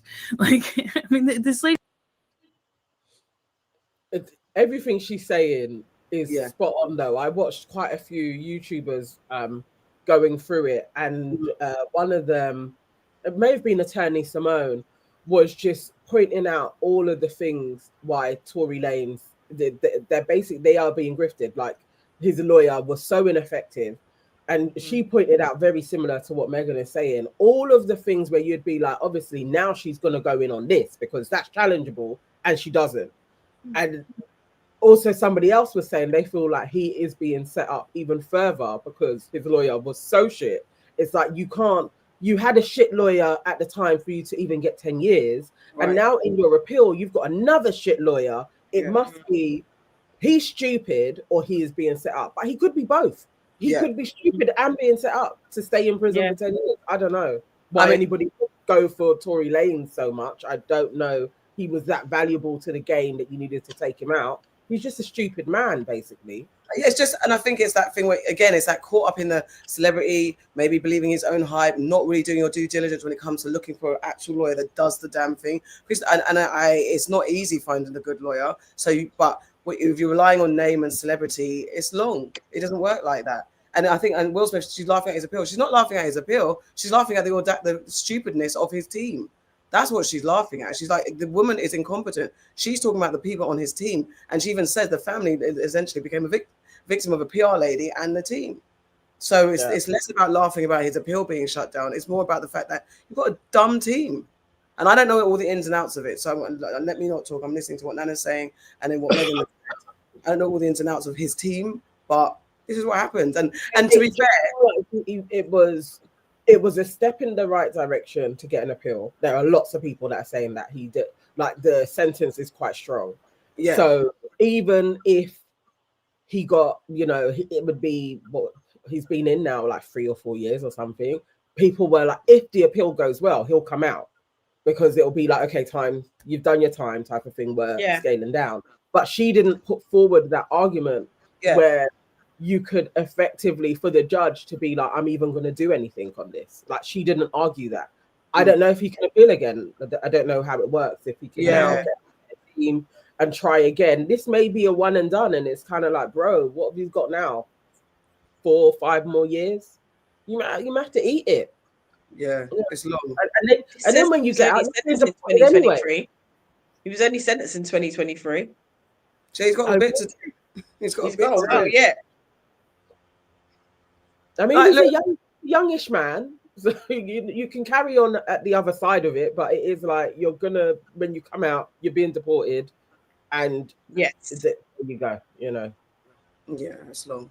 It is long. It all sounds like a madness anyway, and the whole thing is him and his team did bring this on themselves. If they didn't taunt Meghan and do all of their shenanigans, this may have been a small misdemeanor that kind of went away, like one of those tales that takes place, like, years Like later. Charlie Sheen. Tory Lane was actually like shot at Megan. Like it could have been one of those. That yeah. They just played it differently. So there you go. It was all farcical. And again, it's that delusion of grandeur, thinking that you're bigger than the law. You're not even Diddy. You're not even that level of person or celebrity to think that you can act anyhow and just recklessly and think that it's going to sometimes you get caught up with the court of public opinion. You got maybe the people on the streets like, yeah, no, Tory, you got it. And then you just don't even do due diligence on the people that are actually looking into your case. Stop looking at the people on social media. We don't know fuck all. We're just talking. And that's it. You can't rely on us, and none of us. Like Dapple says, aunties, you forget that just before all of this, Tory just found a way to make money independently from the labels by putting music on his crypto, and he was starting to make money. Not he was going to buy CBS. Come on. I mean, come on. There's all these, like, is it him? Like, come on. I don't know. There's all these conspiracy theories. Tory wants to be a billionaire.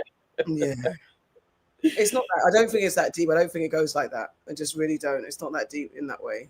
Yes, the industry full of racism. Yes, there's oppression tactics involved, but Tory Lanez wasn't the one that's going to take down the whole system. It wasn't that. I think I can confidently say that. Let me be wrong in it, but that shit makes me laugh. I don't know. Tory Lanez was just stupid. I still do believe that it was Kelsey. That it's just all too messy. The fallout of this whole thing. I don't know. If nobody's gonna say Kelsey was the one that shot the gun, then it goes on to Tory, innit? That's the thing. Like, if you want to, I mean, you hold it down, and how do you know what it is? It is what it is. Like, at the end of the day, you're in there. We're out here talking about you. Okay, so did you guys see the clip of the state trooper that kind of bunksed an NFL player? He's been sent home from game day duties after confrontation with South Carolina players during the Texas A&M match. Footage showed the officer stepping between Nick Harbour and Oscar Adaway as they walked back toward the field before pointing at them as if issuing a warning. It was so wild. The incident has sparked questions about conduct and crowd control inside stadium tunnels. It was really wild what he did. Small but sure, but like, what's your problem? I didn't get why he was vexed. No. He was so vexed. It was like, calm down, mate. And college football just got a whole SEC scandal popping off. And it ain't even about the scoreboard. Nah, fam.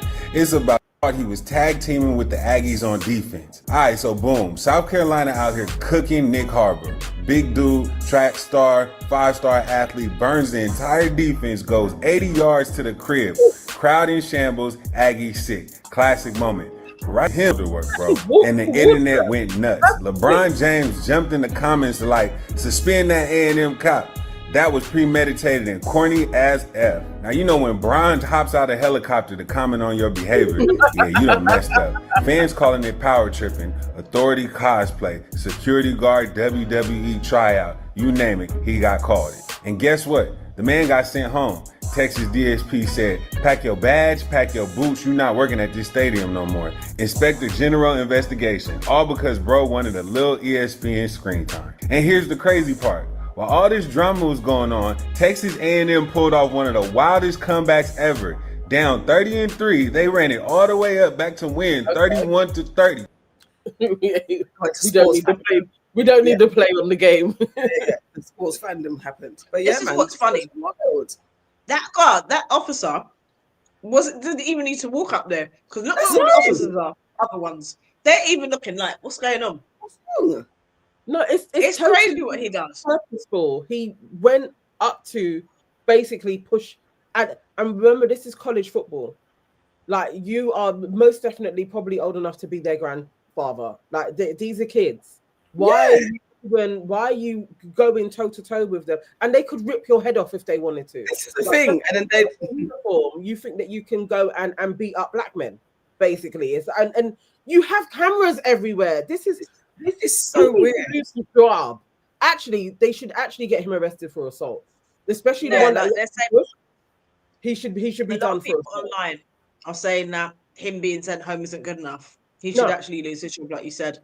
And everyone else has been saying, what does he do when the cameras aren't on him? If he feels like he can do this while millions of people are watching, what does he do when they're not? because it was so forceful the way that he barged through them. Like he wanted them to be like, confrontational towards him. He wanted a but fight. they were just like, what's going on? And they kind of walked back. Yeah. It was him that was screaming and shouting. It's so weird. It's so weird. But yeah, your team are losing. These are school kids. Your team are losing, and you're going to, with your big bright uniform on, assault people, players, who are coming back to do their job and start playing. Like, really? Because they were celebrating. Nah. Yeah, it's that, and again, it's that authoritative, that thing where you don't like seeing black people joy, and you've just got to take them down a peg or two. How dare you be celebrated? And yes, we are going to make it about race. I don't give a damn. Like there was too much. There was racism in that. I felt him saying, "Boy." Yes, exactly. Yeah. It was son, but it's probably boy. Yeah, that's what you're doing here in Texas. What you doing, boy? Yeah, I'll cut you clean, boy. Yeah. Definitely. The conspiracy theories are still going. Sometimes what looks like a conspiracy is in relation to the last story is actually what it is. Okay, so break it down. Tory is what? Obviously talking about Drake and the UMG. People forget that Will Smith says people forget UMG gave Drake a $500 million contract and then went to court with him. But people don't find that shit weird. We live in the twilight zone for real, bruh. I mean, Drake is a different beast to Tory Lanez. Exactly. That's all I'm saying is the great takedown of anybody. I wouldn't have thought it was going to be Tory Lanez. If you guys think it is, maybe he was about to buy CBS. I don't know. Yeah. Maybe his one deal was going to shake up the music industry so much so, that they thought, let's get him in prison forever for a messy discussion. Botswana and Angola are considering splitting control of De Beers as a bidding war looms. Botswana and Angola in talks take over a potential deal to divide ownership of De Beers, the diamond giant being sold by Anglo-American, as both nations seek greater control over the global diamond trade. But this comes in as diamonds are trading lower because they're fighting against fakes and just general world issues, economy issues. Let's have a look. I thought it was that loads of people aren't after diamonds anymore. Like their value is dropped in by our perception. All of that's happening and affecting sales. So everything's in flux. Two of the largest diamond producing countries in Africa, Angola and Botswana, are teaming up to purchase the largest diamond distribution company in the world called De Beers. De Beers is owned by Anglo-American, a company based out of the UK. They have 85% ownership, and Botswana currently has 15% ownership. So this news was met with a lot of cheers because, it speaks to Africa regaining control of their natural resources. But here's the interesting thing. Diamond prices are actually at a decade low and have been dropping off of a cliff for the last 5 years, and it's mainly because of one reason: lab-grown diamonds. These lab-grown diamonds has completely disrupted the entire marketplace because lab-grown diamonds test on a diamond test the same as a natural diamond. They've gotten so good that many experts said that there's actually no difference at all. As you can see in this headline, there's no real difference between natural diamonds and lab-grown diamonds when put under the test. So if you can get something that's actually essentially the same for a tenth or a quarter of the price as a natural diamond, why would you pay 75% more? This explains why diamonds have been dropping off a cliff as far as their value is concerned. So this speaks to a few different things when it comes to business. Is De Beers seeing where the marketplace is going and using these countries as a liquidity event? Or is it still a good investment because some people will still pay for diamonds? They want natural diamonds, and the branding of De Beers can be used to even sell lab-grown diamonds in the future. Interesting from both perspectives, but in business, you always buy low and sell high. Two of the largest diamond. That's the first thing I kind of thought. Like, get control of your resources for one, but is this a smart? Not is it a smart move, but yes, what to what cost? Because if diamonds are dropping, and all the labor, the toll it takes into diamond mining, the equipment that's used, all that, the processing of diamonds, when you could just get them, grow them in a lab. Reclaiming this business, and yes, unless there's a pivot to De Beers lab grown diamonds, I'm just wondering, and then the actual American Anglo owners getting out when they see the forecasts, now you want to give back after 300 years of owning it or running it or whatever. I don't know. I at first I was like, yeah, you get your shit back, but then when I saw that okay, the prices are dropping and it's not as lucrative, I don't know. I don't know enough about the diamond industry. It does. I don't know. I'm happy that they would be trying to get their shit back, and at the same time, I'm also like, and then why are you paying them for it if they don't want to do this anymore? Why am I buying this business? It's a natural resource. Like, these are the things I don't quite understand. But maybe that's a dictatorial way of thinking about it, though. But I am literally like, it's my country, it's my land, it's my shit. If you guys are off now, bye, see you later, it's mine. Like, why are we buying this from you? Like, have you not had enough? You've built, it's enough now, isn't it? Maybe I need to lease things for like 20 years and you get what you want from it, and then you got to come out of my country. Like, there's something. I just feel like this isn't it may not be the smartest thing. This is what I feel. I feel like a play. It feels like a play. Yes. For companies to get a whole load of money again out of African nations. Yes.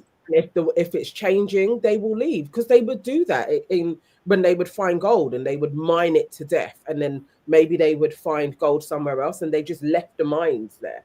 Like, so I don't know. I don't know if buying De Beers is the smartest thing for anybody to do, actually. I think it's about what is about the pivot. We're getting some comments. True Love says, well, that's a lie. It's like saying that there's no difference between an AI human versus a real human. The real thing will always be real. They want to destroy it so Africa can get their ownership of full profit. They go on to say, when they can't make fate, they'll come back and Africa can sell and not give ownership. They should still buy it because a win is a win. Africa needs to regain full ownership of all its resources. And then Slice of Dizzle says marriage rates have dropped in the Western world. We're talking about this on the MSM, mainstream media. The bridal companies from the UK to US to Australia are going bust. So yes, something is afoot. And also that, because people, diamonds are not just about engagement rings and wedding rings. You know what I mean? So it's also people, rappers and their chains. People just generally like. It was the hugest part of the diamond market was. Yeah, I hear it. That was the branding, isn't it? Yeah. That is like a huge part. Gifting, just all of the trappings of marketing with you gift a diamond, and all of that is changing now. And I just think taste wise, I don't know too many people that are really being sold on I need to have a diamond ring. Like, it's different. People's tastes are evolving, and the marketing of it. It's not new. Like, so everything will have its moment in it. It will have its moment and die. And it truly, people are not getting married.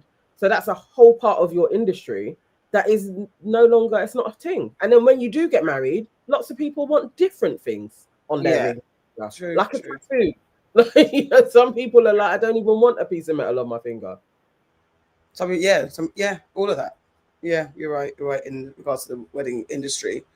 I just feel like it's a play. I don't know why or where or how they benefit. And I don't want to, patronize the African countries involved in this. So I'm hoping they're doing their due diligence. They understand why. Having ownership of your resources is always a good thing, anyway.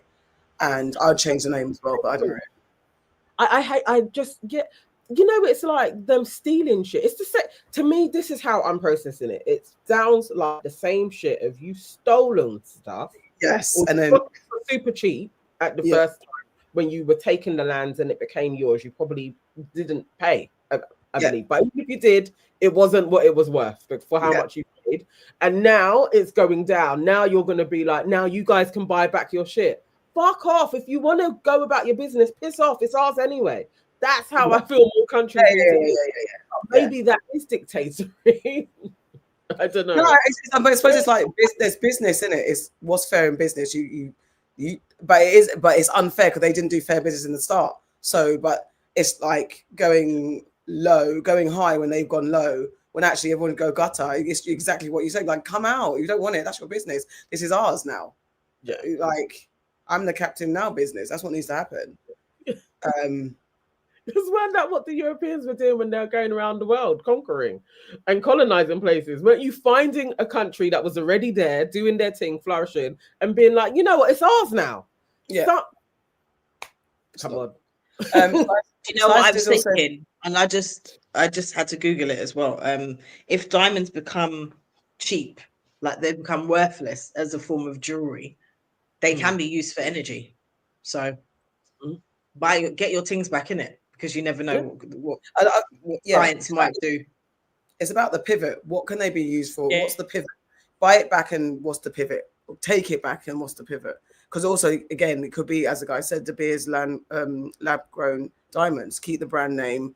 You know, I'd hate to keep that name, but keep the brand name common sense-wise. But that's the thing. It's like business-wise, can, you know, rising from the ashes, whatever, and do the pivot. Use it for energy. Be a different kind of, and do a different kind of business. We'll see. We'll see. With Slices says, ironic that everyone feeling this is a play will be conspiracy thinking, but you'll have just seen the pattern enough times to know there's some fuckery afoot. We know there's fuckery afoot. We always talk about conspiracies. We just don't think Tory Lanez potentially is. Everything that's happened to Tory Lanez is on that wave. There could be a little bit of conspiracy around him. Could be something to keep him down, but I just don't think it's on the level of what he was going to shift the needle that deeply. The conspiracy is everywhere. We're conspiracy theorists generally. No, I can't take Tory Lanez serious, but okay.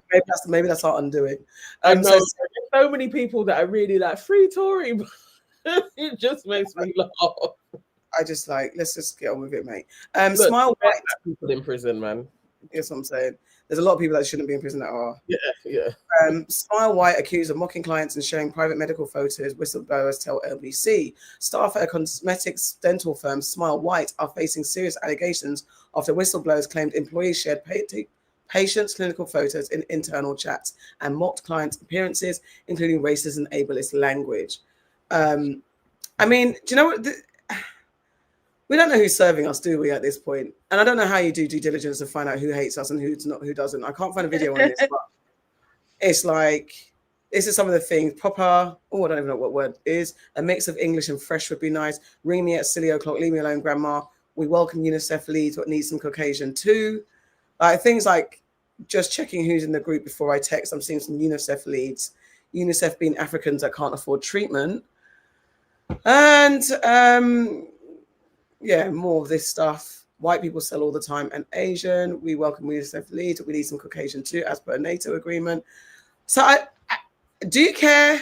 You know what? As Smile goes as a company, this is the least of what they do. They basically take a lot of money from folks and don't deliver on a product. Oh, it's really? A scam of a company. It's a scam. They have bigger issues, and it feels like getting press attention on this takes away from the absolute scamming that they've done of lots of people. That's it. That's what their company is known for. So this type of racist banter, obviously, that it doesn't. I'm never truly bothered. It's the taking of people's money and not knowing what you're signing up for properly. This company is known for that. That's what they need to be taken down for. People need to really look into, when you're signing up for these plans, how much it is, and it's never a saving. It's a total con, and they're known to be a con company. So what they're talking about, okay, cool. I would expect that type of chat from loads of people. I've never heard of this company before, so I didn't even know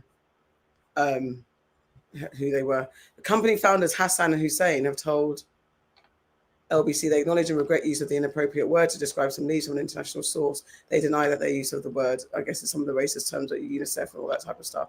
So the Hassan and Hussein, they're not even white. No. I think it is an Asian-owned company. Business. Yeah. I think it is an Asian-owned business. I mean, that's a problem. Aside from Elaine's thing, that is a problem in itself, like what's going on with the corner shops and shit. But there is a problem with the anti-blackness from the Asian community anyway. That seems to be sidelined. But another thing that I saw that is really a problem is how they're using YouTube. Lots of people in various different South Asian countries setting up businesses that are targeting Black celebrities and Black people and putting out videos that get millions of views and make money and cause friction between us. And when you start going to the source, a lot of them are Asian as well. I had that on the problem here. I had that on my doc actually somewhere. That's something I had that a couple of weeks ago about the amount of videos that have been set up just to cause problems. Take people down, destroy marriages. Like it's a real problem, and YouTube ain't doing shit about it. And it's like we've got to again just keep on seeing the play where Black people are being used for food to prop up other people. Our pain, our discourse, folks presenting like this is a Black channel and this is a news space, but all it is destroying Black households. And then when you start to see who owns this shit, they're in Pakistan, they're in India. Like, this is an issue. You've gone on mute, dude. Are they Asian-owned companies? I mean, again, this is allegedly, and we're just looking because I don't know the facts of all of this. But are they Asian-owned companies who are farming out Are they doing this and hiring people in Pakistan, or is it somebody else that's hiring people in Pakistan? They always like cheap work labor. So who's actually behind those? Is it white people or other people? Is it just Asians? Who's doing it and putting it all together? Is it saying that it's just Asians? The owners of the channels, when they go back to who owns this channel, is an Asian person, and they do fronts where you would think that they're based in the US or the UK as well was being used as fronts, and then the more research was done into the companies, and it was actually based firsthand India, firsthand Pakistan. Somebody else was in Finland, again Asian man, but you're presenting on the channel, it will have like 2 Black people there, like you say, you'll think this is a Black media company, and it's not. And that's similar to even the pages on Instagram that we have seen. You think they're pumping out Black news and it's Asian owned, and then you see the videos that they will put out, and it's generally putting out rhetorics. You have one side where it's all very anti-Caribbean, and then you have another one that's anti-African, owned by the same Asian company. This is what I had on here. You look into the other accounts, they basically took this salacious commentary and ran with it. Hiding behind names like Black Tea or Urban Gossip, posing as insiders from our community.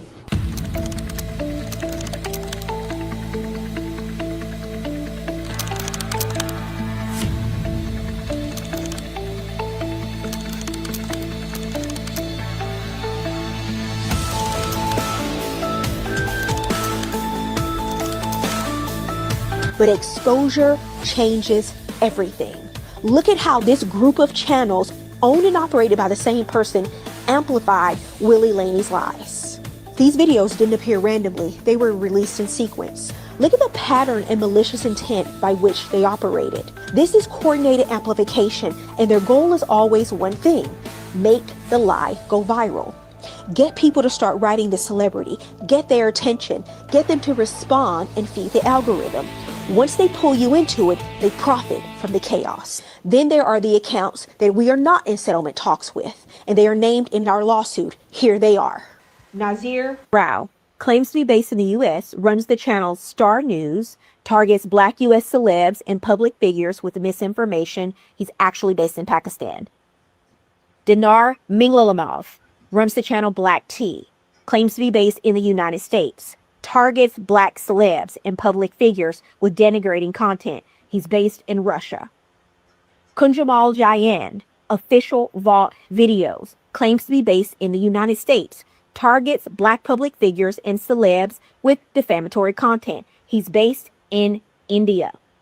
Imran Igra runs the channel Celeb News, claims to be based in the United States, targets Black celebrities with misinformation and also Black public figures. He is actually based in Pakistan.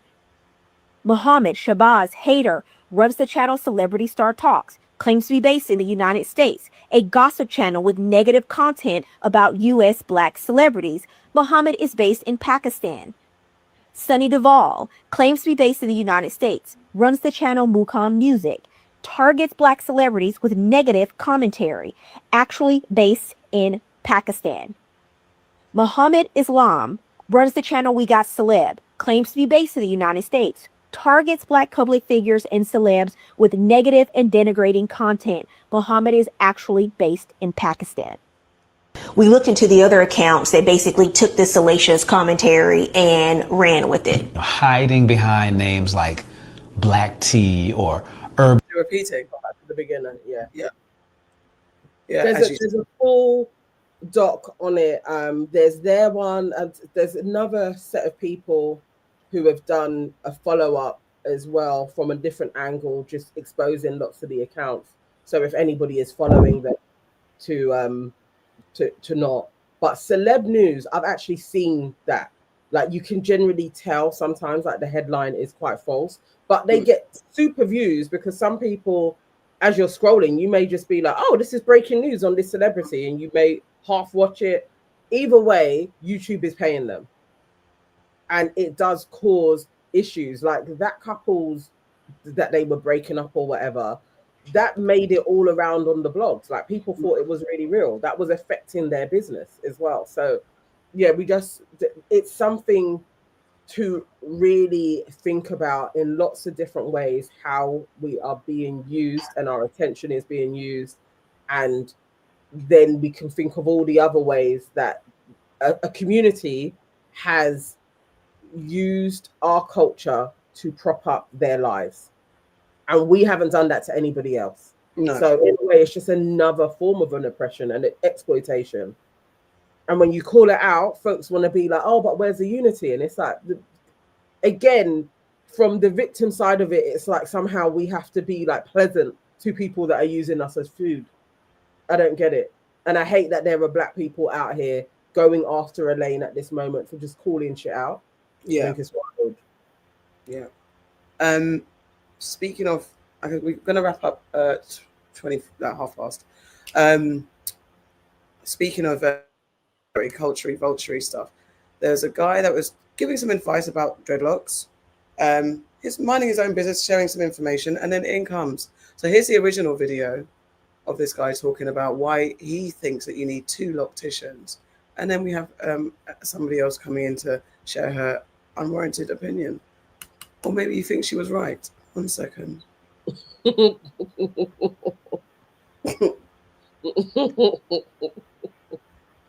this is what this guy was saying. 2 locticians. One, a retwist expert and a stylist, and the guy who's actually a loctician who's going to lock your hair by crocheting it. Why is that important? Sometimes you're a retwistician, your stylist, and they do amazing styles and amazing retwist, but they really don't serve your hair properly in terms of protecting it from breakage. So you need another loctician who you can go 3-4 times a year to crochet your whole lock, because it's not supposed to be done all the time, and get yourself crocheted and then continue with your stylist. So does it make sense? I was thinking about it and I was like, that's actually a good idea. Fair. Seems like it's a poignant piece of advice. Just, he's saying what he's saying. Then in comes my friend. One, a retwist expert and a stylist. This is misinformation, and I'm going to tell you why. Having too many hands in your head is never good. You want the same person doing the same thing every time, or else you're going to have inconsistencies in your lock. If you need crochet and your loctician doesn't do crochet, find a new loctician. Crocheting 3 to 4 times a year, that's very unhealthy. I don't know why he would say that. No more than 2 times a year. No more. Anything else is just creating damage. Thirdly, if we're doing a big crochet session, I don't want to see you once a year. I want to see you throughout the month so that I can make sure that the crochet is good. That's thickening, it's holding well, it's not unraveling. If I see you once a year, I'm never going to be able to get you where you need to be. Find you one good loctician that can crochet, that can give you a retie if you need a retie, and that can do regular maintenance and styles. Don't listen to the propaganda.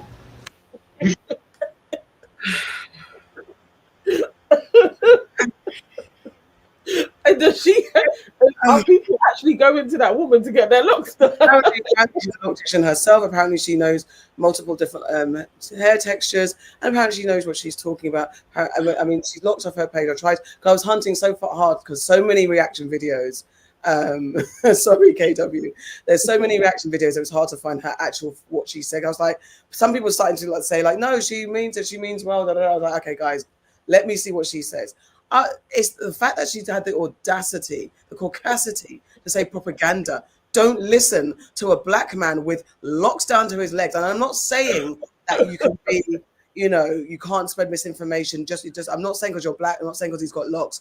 But let's not say propaganda. You can give your advice, but what he's saying isn't wild enough for you to come out and say this is propaganda. Nothing he said was out of order. Nothing. He didn't even Not say when your hair looks like that. Not when your hair looks like that. If her locks were locktastic, I might take her advice. But as it stands, her locks are ludicrous. So like I can't take advice to someone when your hair looks like that. Because not everything she was saying was chatting shit. Like I could hear that coming from someone who, and it's not because she's white, it's because the state of her locks. Yeah. But are they locks? It's the state of her lock extensions or whatever the fuck they are on her head and the blue bits in it, and the fact that she's had to put some sort of string around it to hold it together. It looks like I can't take you seriously. That's it. I can't take you seriously. Nothing. That's so stupid. I swear, I do wonder what folks are doing. Like, she really recorded that and uploaded it. Yeah, now she wants to block her page because lock off her page. But then, what did you expect? What did you expect? Because even delivery, it's a fact. For me, it's the worst propaganda. It's I'm speechless because what she could have said. Man with locks to his bum. Yeah. Don't listen to him. And the fact that she could have said, you know what, actually, it may be not in this. She could even have said, in this current climate, it's not always feasible to have two hairdressers to do your hair. That's why I said something. Agreed. She could have said that. She could have said that. She could have said without, and again, without condemning him. And I don't know if it. Well, it was a reaction to that video. It was. So like to say propaganda, but then you could have said in this current climate, if you can't, here's some tips for, because I do hair. Maybe there's that. Man was talking about. He wasn't. I think what he said, if you have the means to do it, it does make sense. It makes sense. That for me is like, if you go to the hairdressers, there is a colorist. That's what they do. Precisely. And then you'll have the stylist. Exactly. So, and some stylists can be your colorist as well, but sometimes somebody who really knows is a colorist, go to them. So it just seemed like if you are about the styles and everything else, somebody they may be able to neaten up your hair a bit and put it in lovely styles, but they're not looking after your locks. Mm-hmm. You would go to a loctician for that. To me, this is just common sense.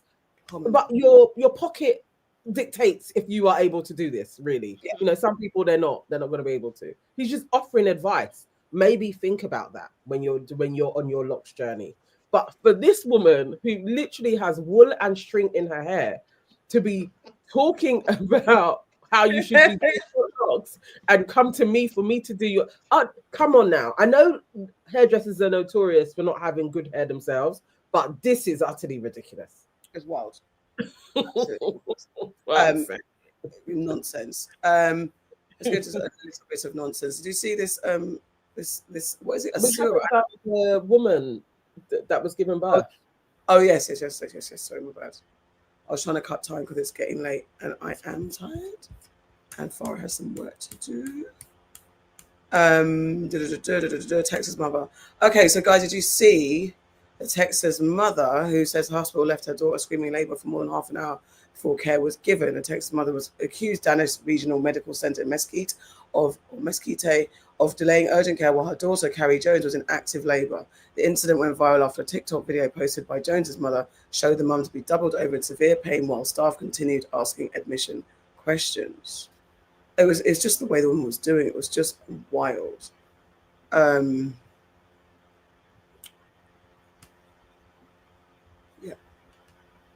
In the group, there's original Shoulders. footage as well. Rather than having someone talk over it, there's original footage. Okay. The actual woman's videos Yeah. are in the mothers. I thought I.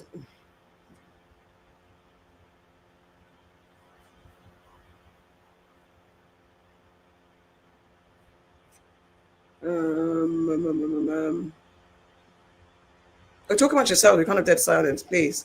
Okay. All right, guys. I'm just looking over your comments. So this kind of resonated with me because when I was having my daughter, I got to the hospital and I was in active labor, and they put me in a wheelchair and I went up and I went to the hospital at the time that they told me to get to the hospital. So, but the midwife took one look at me and was like, no, come into this room. And she literally said to me, you're going to need to start pushing. So she knew, like she did, like once I got up to the ward and she saw me, she basically was like, no, we're not doing any of this stuff that we had said we're going to do. You need to go into this room and you need to start pushing. So when I saw this, I thought, that's fucking mad. Like this woman, you can see she's in active labor. Yeah. She's screaming in pain. And you're there saying to her, is this your first pregnancy? Okay. Yeah. And when is your due date? Okay. And then she asks her again, when is your due date? Okay. And blah, blah, blah. Like the woman, do you not know that how dangerous this is? She could have died. Her baby could have died. You could have had 2 dead people on your hands because you want to sit down and do paperwork. Which Disgusting can be done behavior. at any other stage. I think it's the wildest. It's the one before this. Yeah. This is after the baby's born. Yeah, I know the one that it's the one because I saw the same two. I saw the clip as well, and it's the one that you've got in the group is the same one with the guy on it. I don't see the other one without. More than one. That's what. Scroll down here. Oh, here. This is her actual page. Oh, there you go. That. Yeah. Follow up on the video that I posted earlier. So I was at work. I had no idea of the activity that was going on. My daughter's texting me, calling me. I didn't know what was going on. So finally I get home, they tell me about the video, and a lot of you was asking about a follow-up and to explain the situation. So this is the situation. My daughter went into active labor at home. We took her to the hospital. Yeah, I thought that was. This is the one I clicked on. But that's the head on it. When's your due date? Let me just play. Right now. Is your due date 11? What? How many times have you been pregnant? 3. This is your 3rd pregnancy? Yes. You have 2 babies. It's in my ass. You have 2 babies at home. Who's your doctor? Lang is her doctor.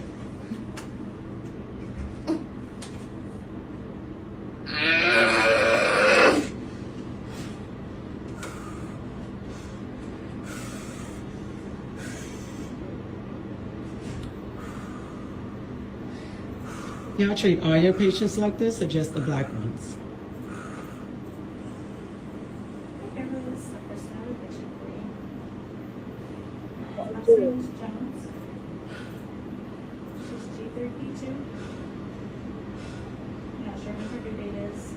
Her due date is the 10th. It was the 10th. She got 3 pregnancies, 2 babies at home.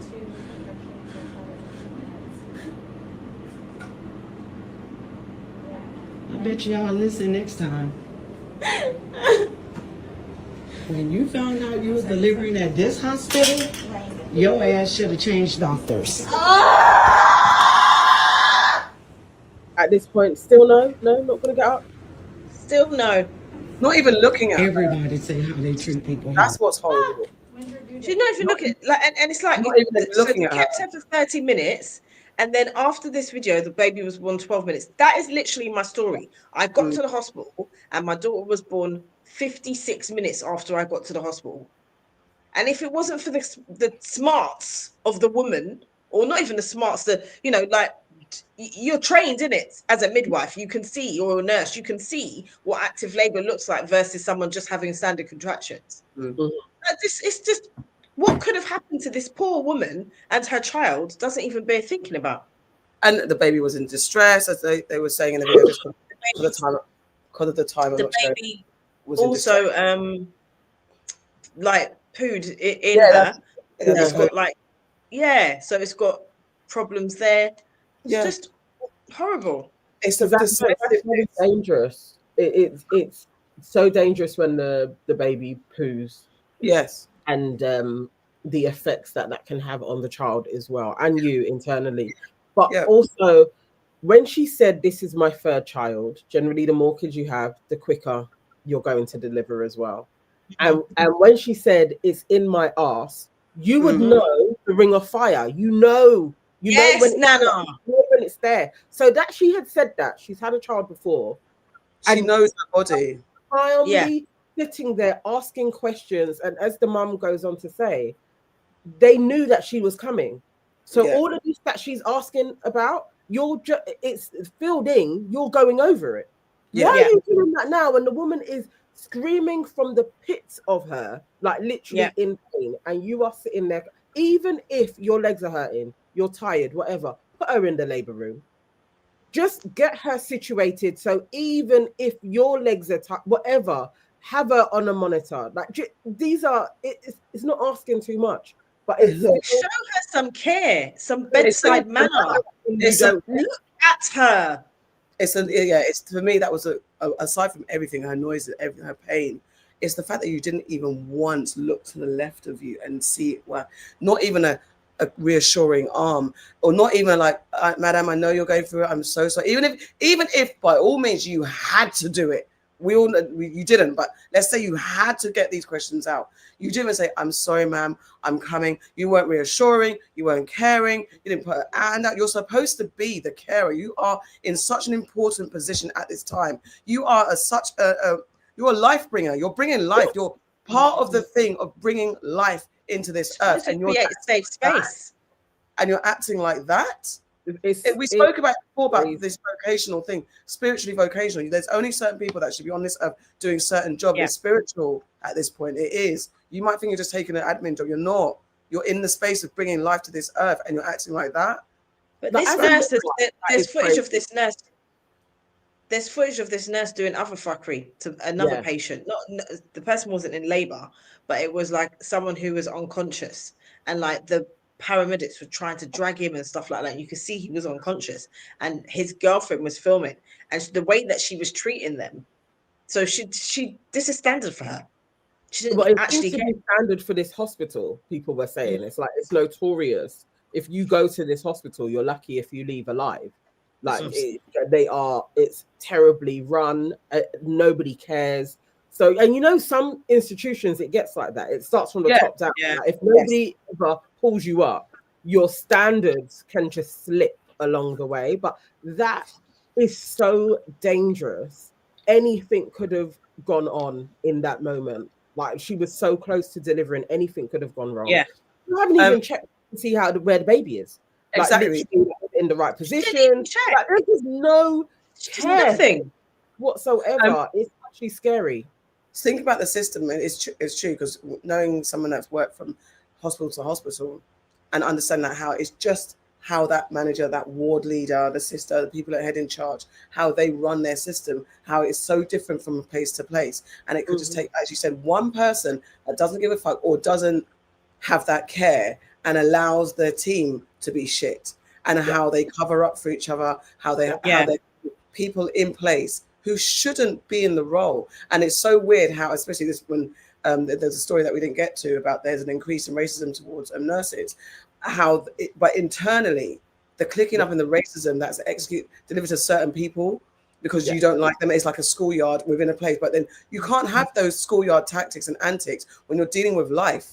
You can't do that. It's just on personalities and human error. That is what it is. You've got people that are allowed to stay in their role, and there's other people that you want to get out because of jealousy, because they're doing a good job. Then you want to get them out, but then you leave the people that are doing shitty jobs and cover up for each other. It's like literally some place to run like the mafia, like you literally code of silence, all that stuff. It's really bad, especially within the NHS, because they can there's so much that body of like the systems are there, middle management, and the fighting over resources. It's like a scarcity mindset. It feeds in everywhere. In Newham, when I got to Newham, they had probably had 2 cases of losing mothers, so they were a little bit on their P's and Q's, just a little bit. But I still got shouted at twice after I've had a C-section. What? To go and get medicine twice. I couldn't get up properly. Oh Both my of the God, times Nana. by black women, like coming in, like, we've been calling you. I'm literally like, I can't actually get up yet. It's too painful. I've already got up once to go to the toilet. I need to chill. Can you bring it to me? We can't bring it to you. I'm in a side room already. Like, people were just horrible, and it carries on. It feeds. There was no report to. She was the matron. So who am I going to say this woman spoke to me like this? She's already an arsehole, let alone the students when they come along. They're too going to be arseholes because they're being trained by That's people what they've seen. Yeah. It's all it's horrible. I was lucky enough to be in Queen Charlotte's, and I must say, like, all of my care that I had there was amazing. I had a really great midwife, and the team around her were great too. And it's just in general, the care that I got at Queen Charlotte's, hats off to them. Apart from when they sent me home, and then I came back a couple of hours later in labour. That was good. You're lucky, man. It's hard. It's hard when you go into departments where you can tell they will lose a mother. And I was very lucky with Okai going into Queens. Queens had lost 4 women a year before. So they were impeccable. They were like, we can't lose anybody, because they were being threatened with losing their maternity ward. So it's like, then you see the different level of care, and luckily they had switched up, but that's where we was in the NICO unit. And it's like, again, it's just scary. It's scary because there's not much you can do. You don't know. This is my first child. Your hands are in these people, like they can, they control you. They can tell you what you've got to do. And if they don't care, that's life and death. They do the wrong thing. You're killing me, or you're killing my baby. Like, it's. And I hate when they try to make out like mothers are overreacting. Like, I've been with people when they've been in labor, and some of the midwives that I've seen, it's like, oh, calm down. It's like, this person's in pain. That's not what you should be telling them. How do you know what it feels like to them? And I always concerned about my daughter. Like, I don't want her ever to get jaded, because it is a stressful job, and it is. You can see the same thing over and over again. You see the system and the sort of the behavior of people, all of that stuff. That's why it takes a very special person. But that kind of dismissiveness, whatever. How can you do that to someone? Because especially those who have had children, you know what the pain is. It's just not a small feat. It's not. I don't know. You can't describe the pain. It's like indescribable agony.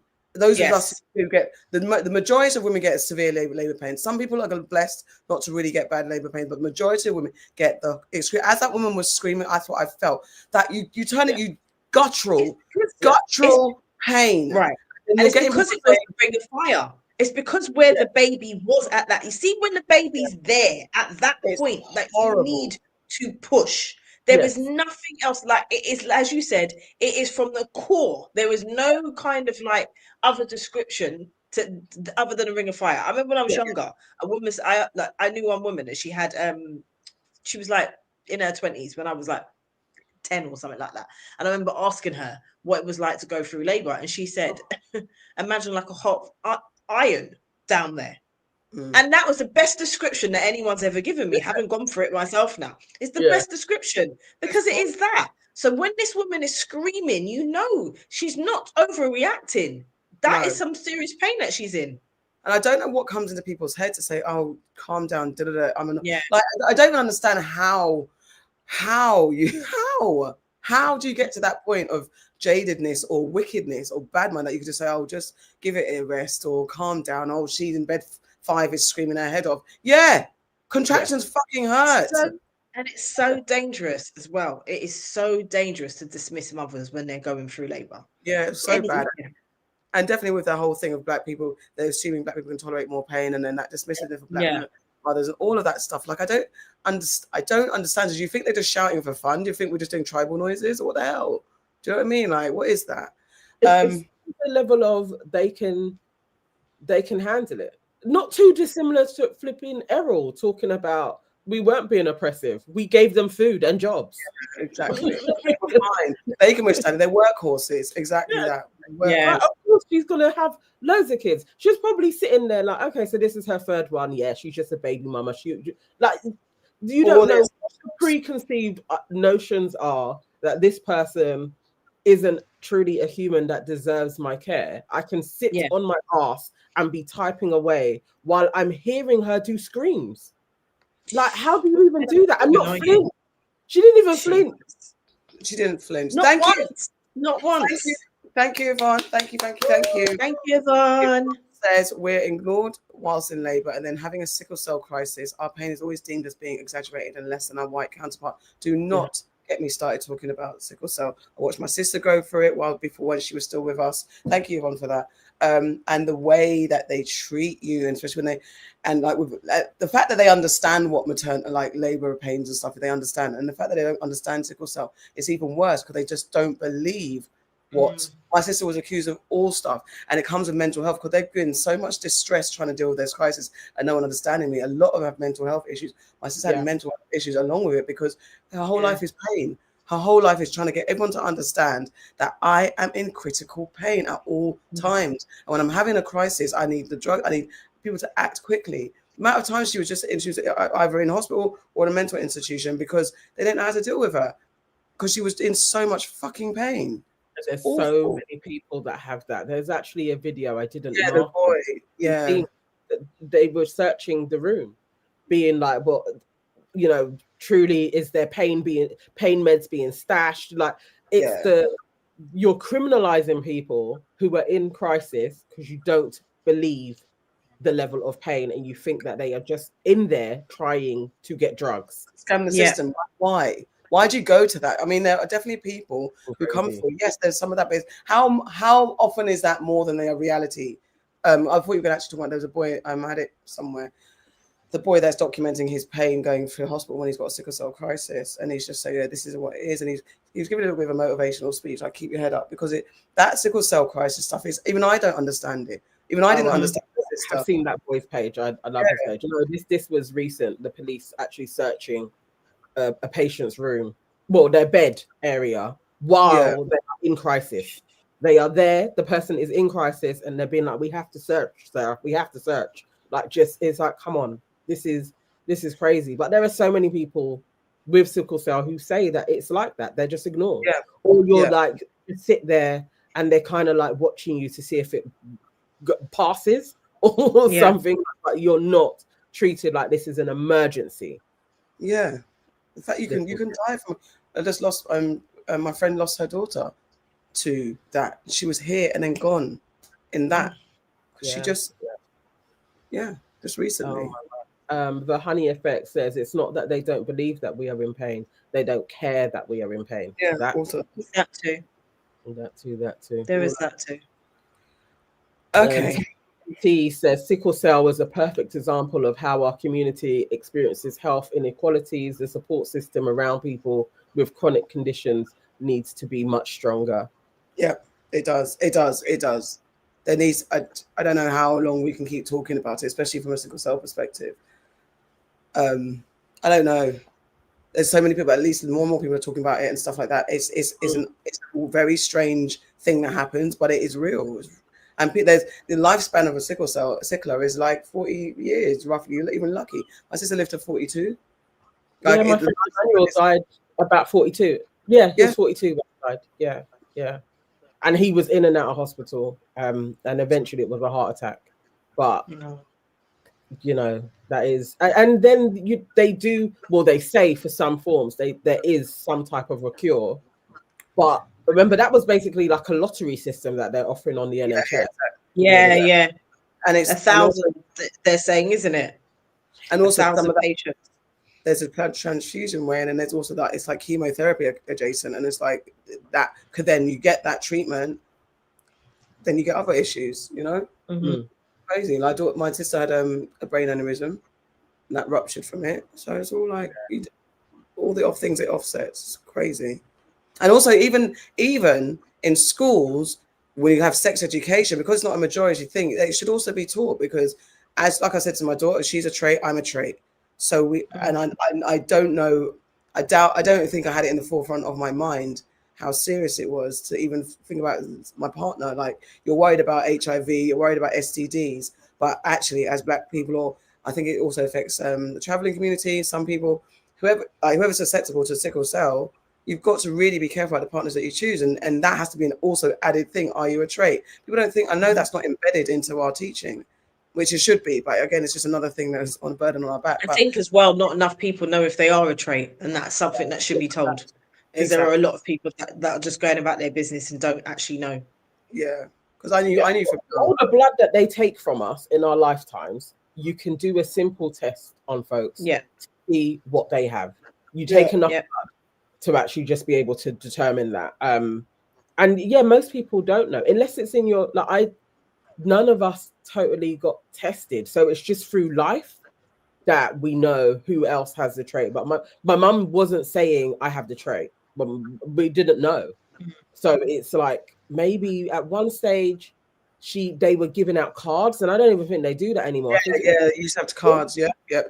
So she had a card, and I saw the card like in her bus pass. It was like, oh, you have sickle cell. I had friends that had sickle cell, so this was just like, oh, I don't have it. I have the trait. It's written there, and she didn't know much about it either. And I was like, is it in our family? Then afterwards, you find, oh, this cousin actually goes to hospital all the time because of it. So it's like, oh no, there's then I would have to get checked as well.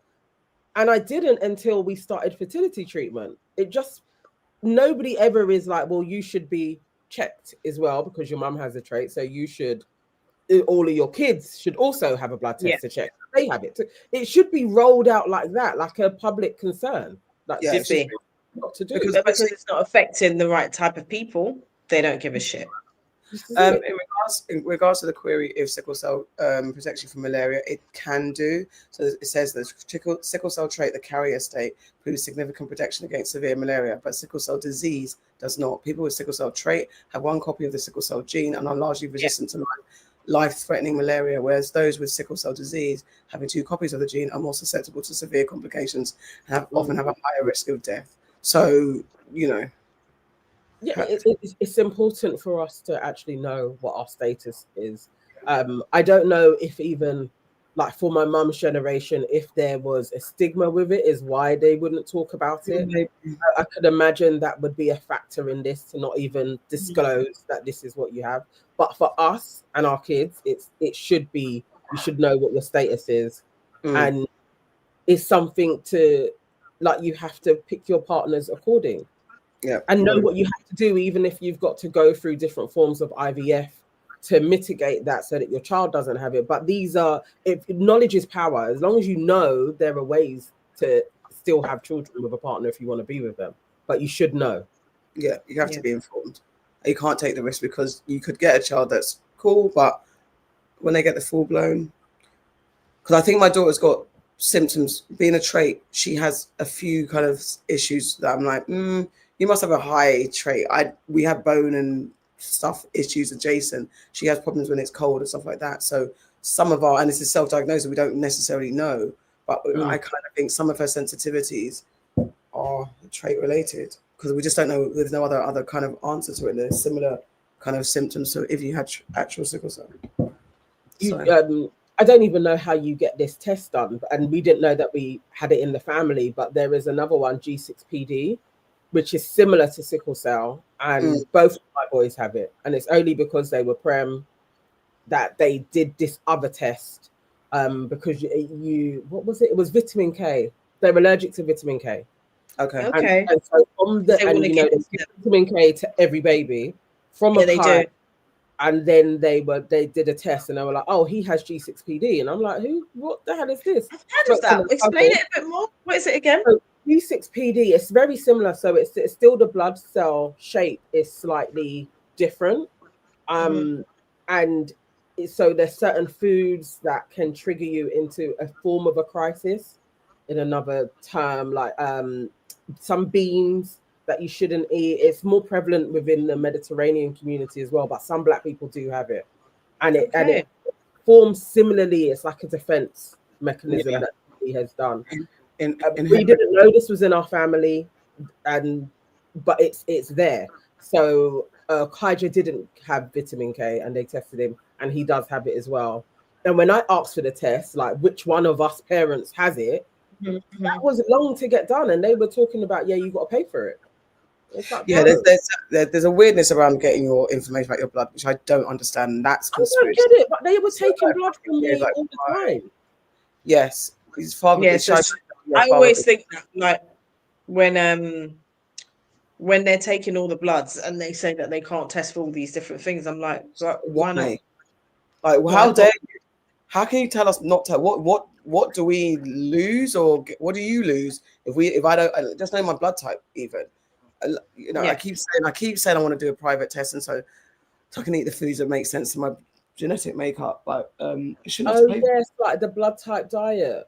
Yeah, I really, because I know one person that does it, and I actually know my daughter's cousin. Oh, our family, yeah, on our side actually. She is very, very allergic. She has loads of allergies, and she took that blood test, and she's not better, but now she's according to what her body can withstand, and she's better from having all these breakouts and allergies and not being able to eat all this and that. She now eats according to her blood type and her genetic makeup, and she's better for it.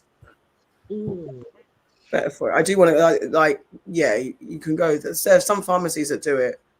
There are some pharmacies that do it. Yeah, thalassemia is another one as well. Yeah, I've heard of that one. It was literally just G6PD I'd never heard of before. And my cousin, who is a nurse, when I said it, and she was like, "Oh yeah, that's in our family. I have it." I'm like, we have a WhatsApp group. Can these things be shared? Yeah, things like that actually. Readily accessible family information. There needs to be a Google file, a document, or a Microsoft file. There are other companies available. Have your folder of information, please. It makes sense. You just things you don't think about. A family medical book just to easily draw for. Yeah. All right. Okay, we off ski. Let's go. All right, guys. Thank you. It's been news and nonsense. Hey, people. It was AK's birthday on Friday, and we've had one donation. I know we haven't been calling you out for this, but bros, last birthday I got bare. This is it's getting less and less. Come on now. Look, I'm showing you a rat inside What's this? What Why the are hell you is showing this? a rabbit? Why would you show that? Why would you do that? I don't even want to look at it. Look at it. I'm not looking at it. It's making me itchy. So I'm yeah, not looking basically at it. it was a faulty stove. I only Yeah, find I'm it was a critter. A critter was inside it. Yeah, not looking I don't know at if it's dead or it's just stuck.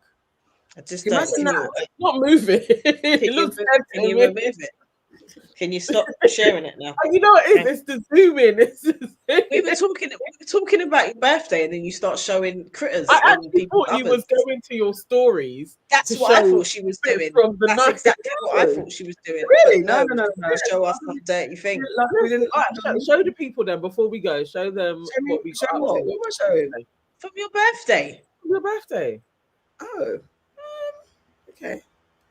I didn't necessarily need to. And guys, if you want to do some donations while we're still on, please do. I mean, it is Sunday. It's still Sunday after all.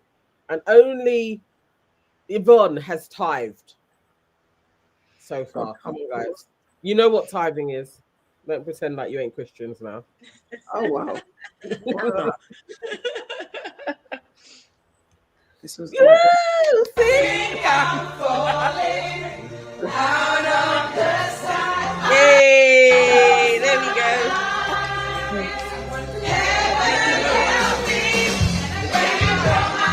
Thank you.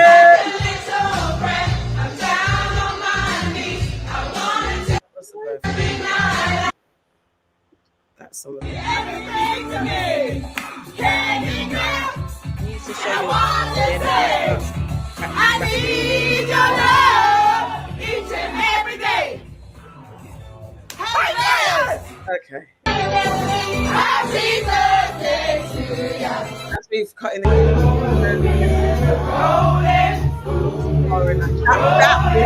was hilarious. What?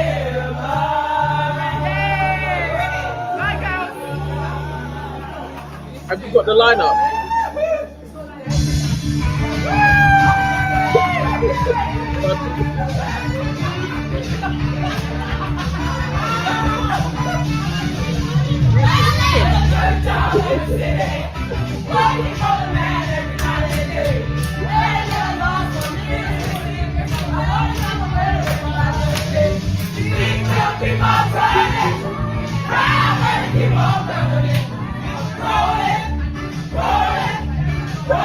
Why is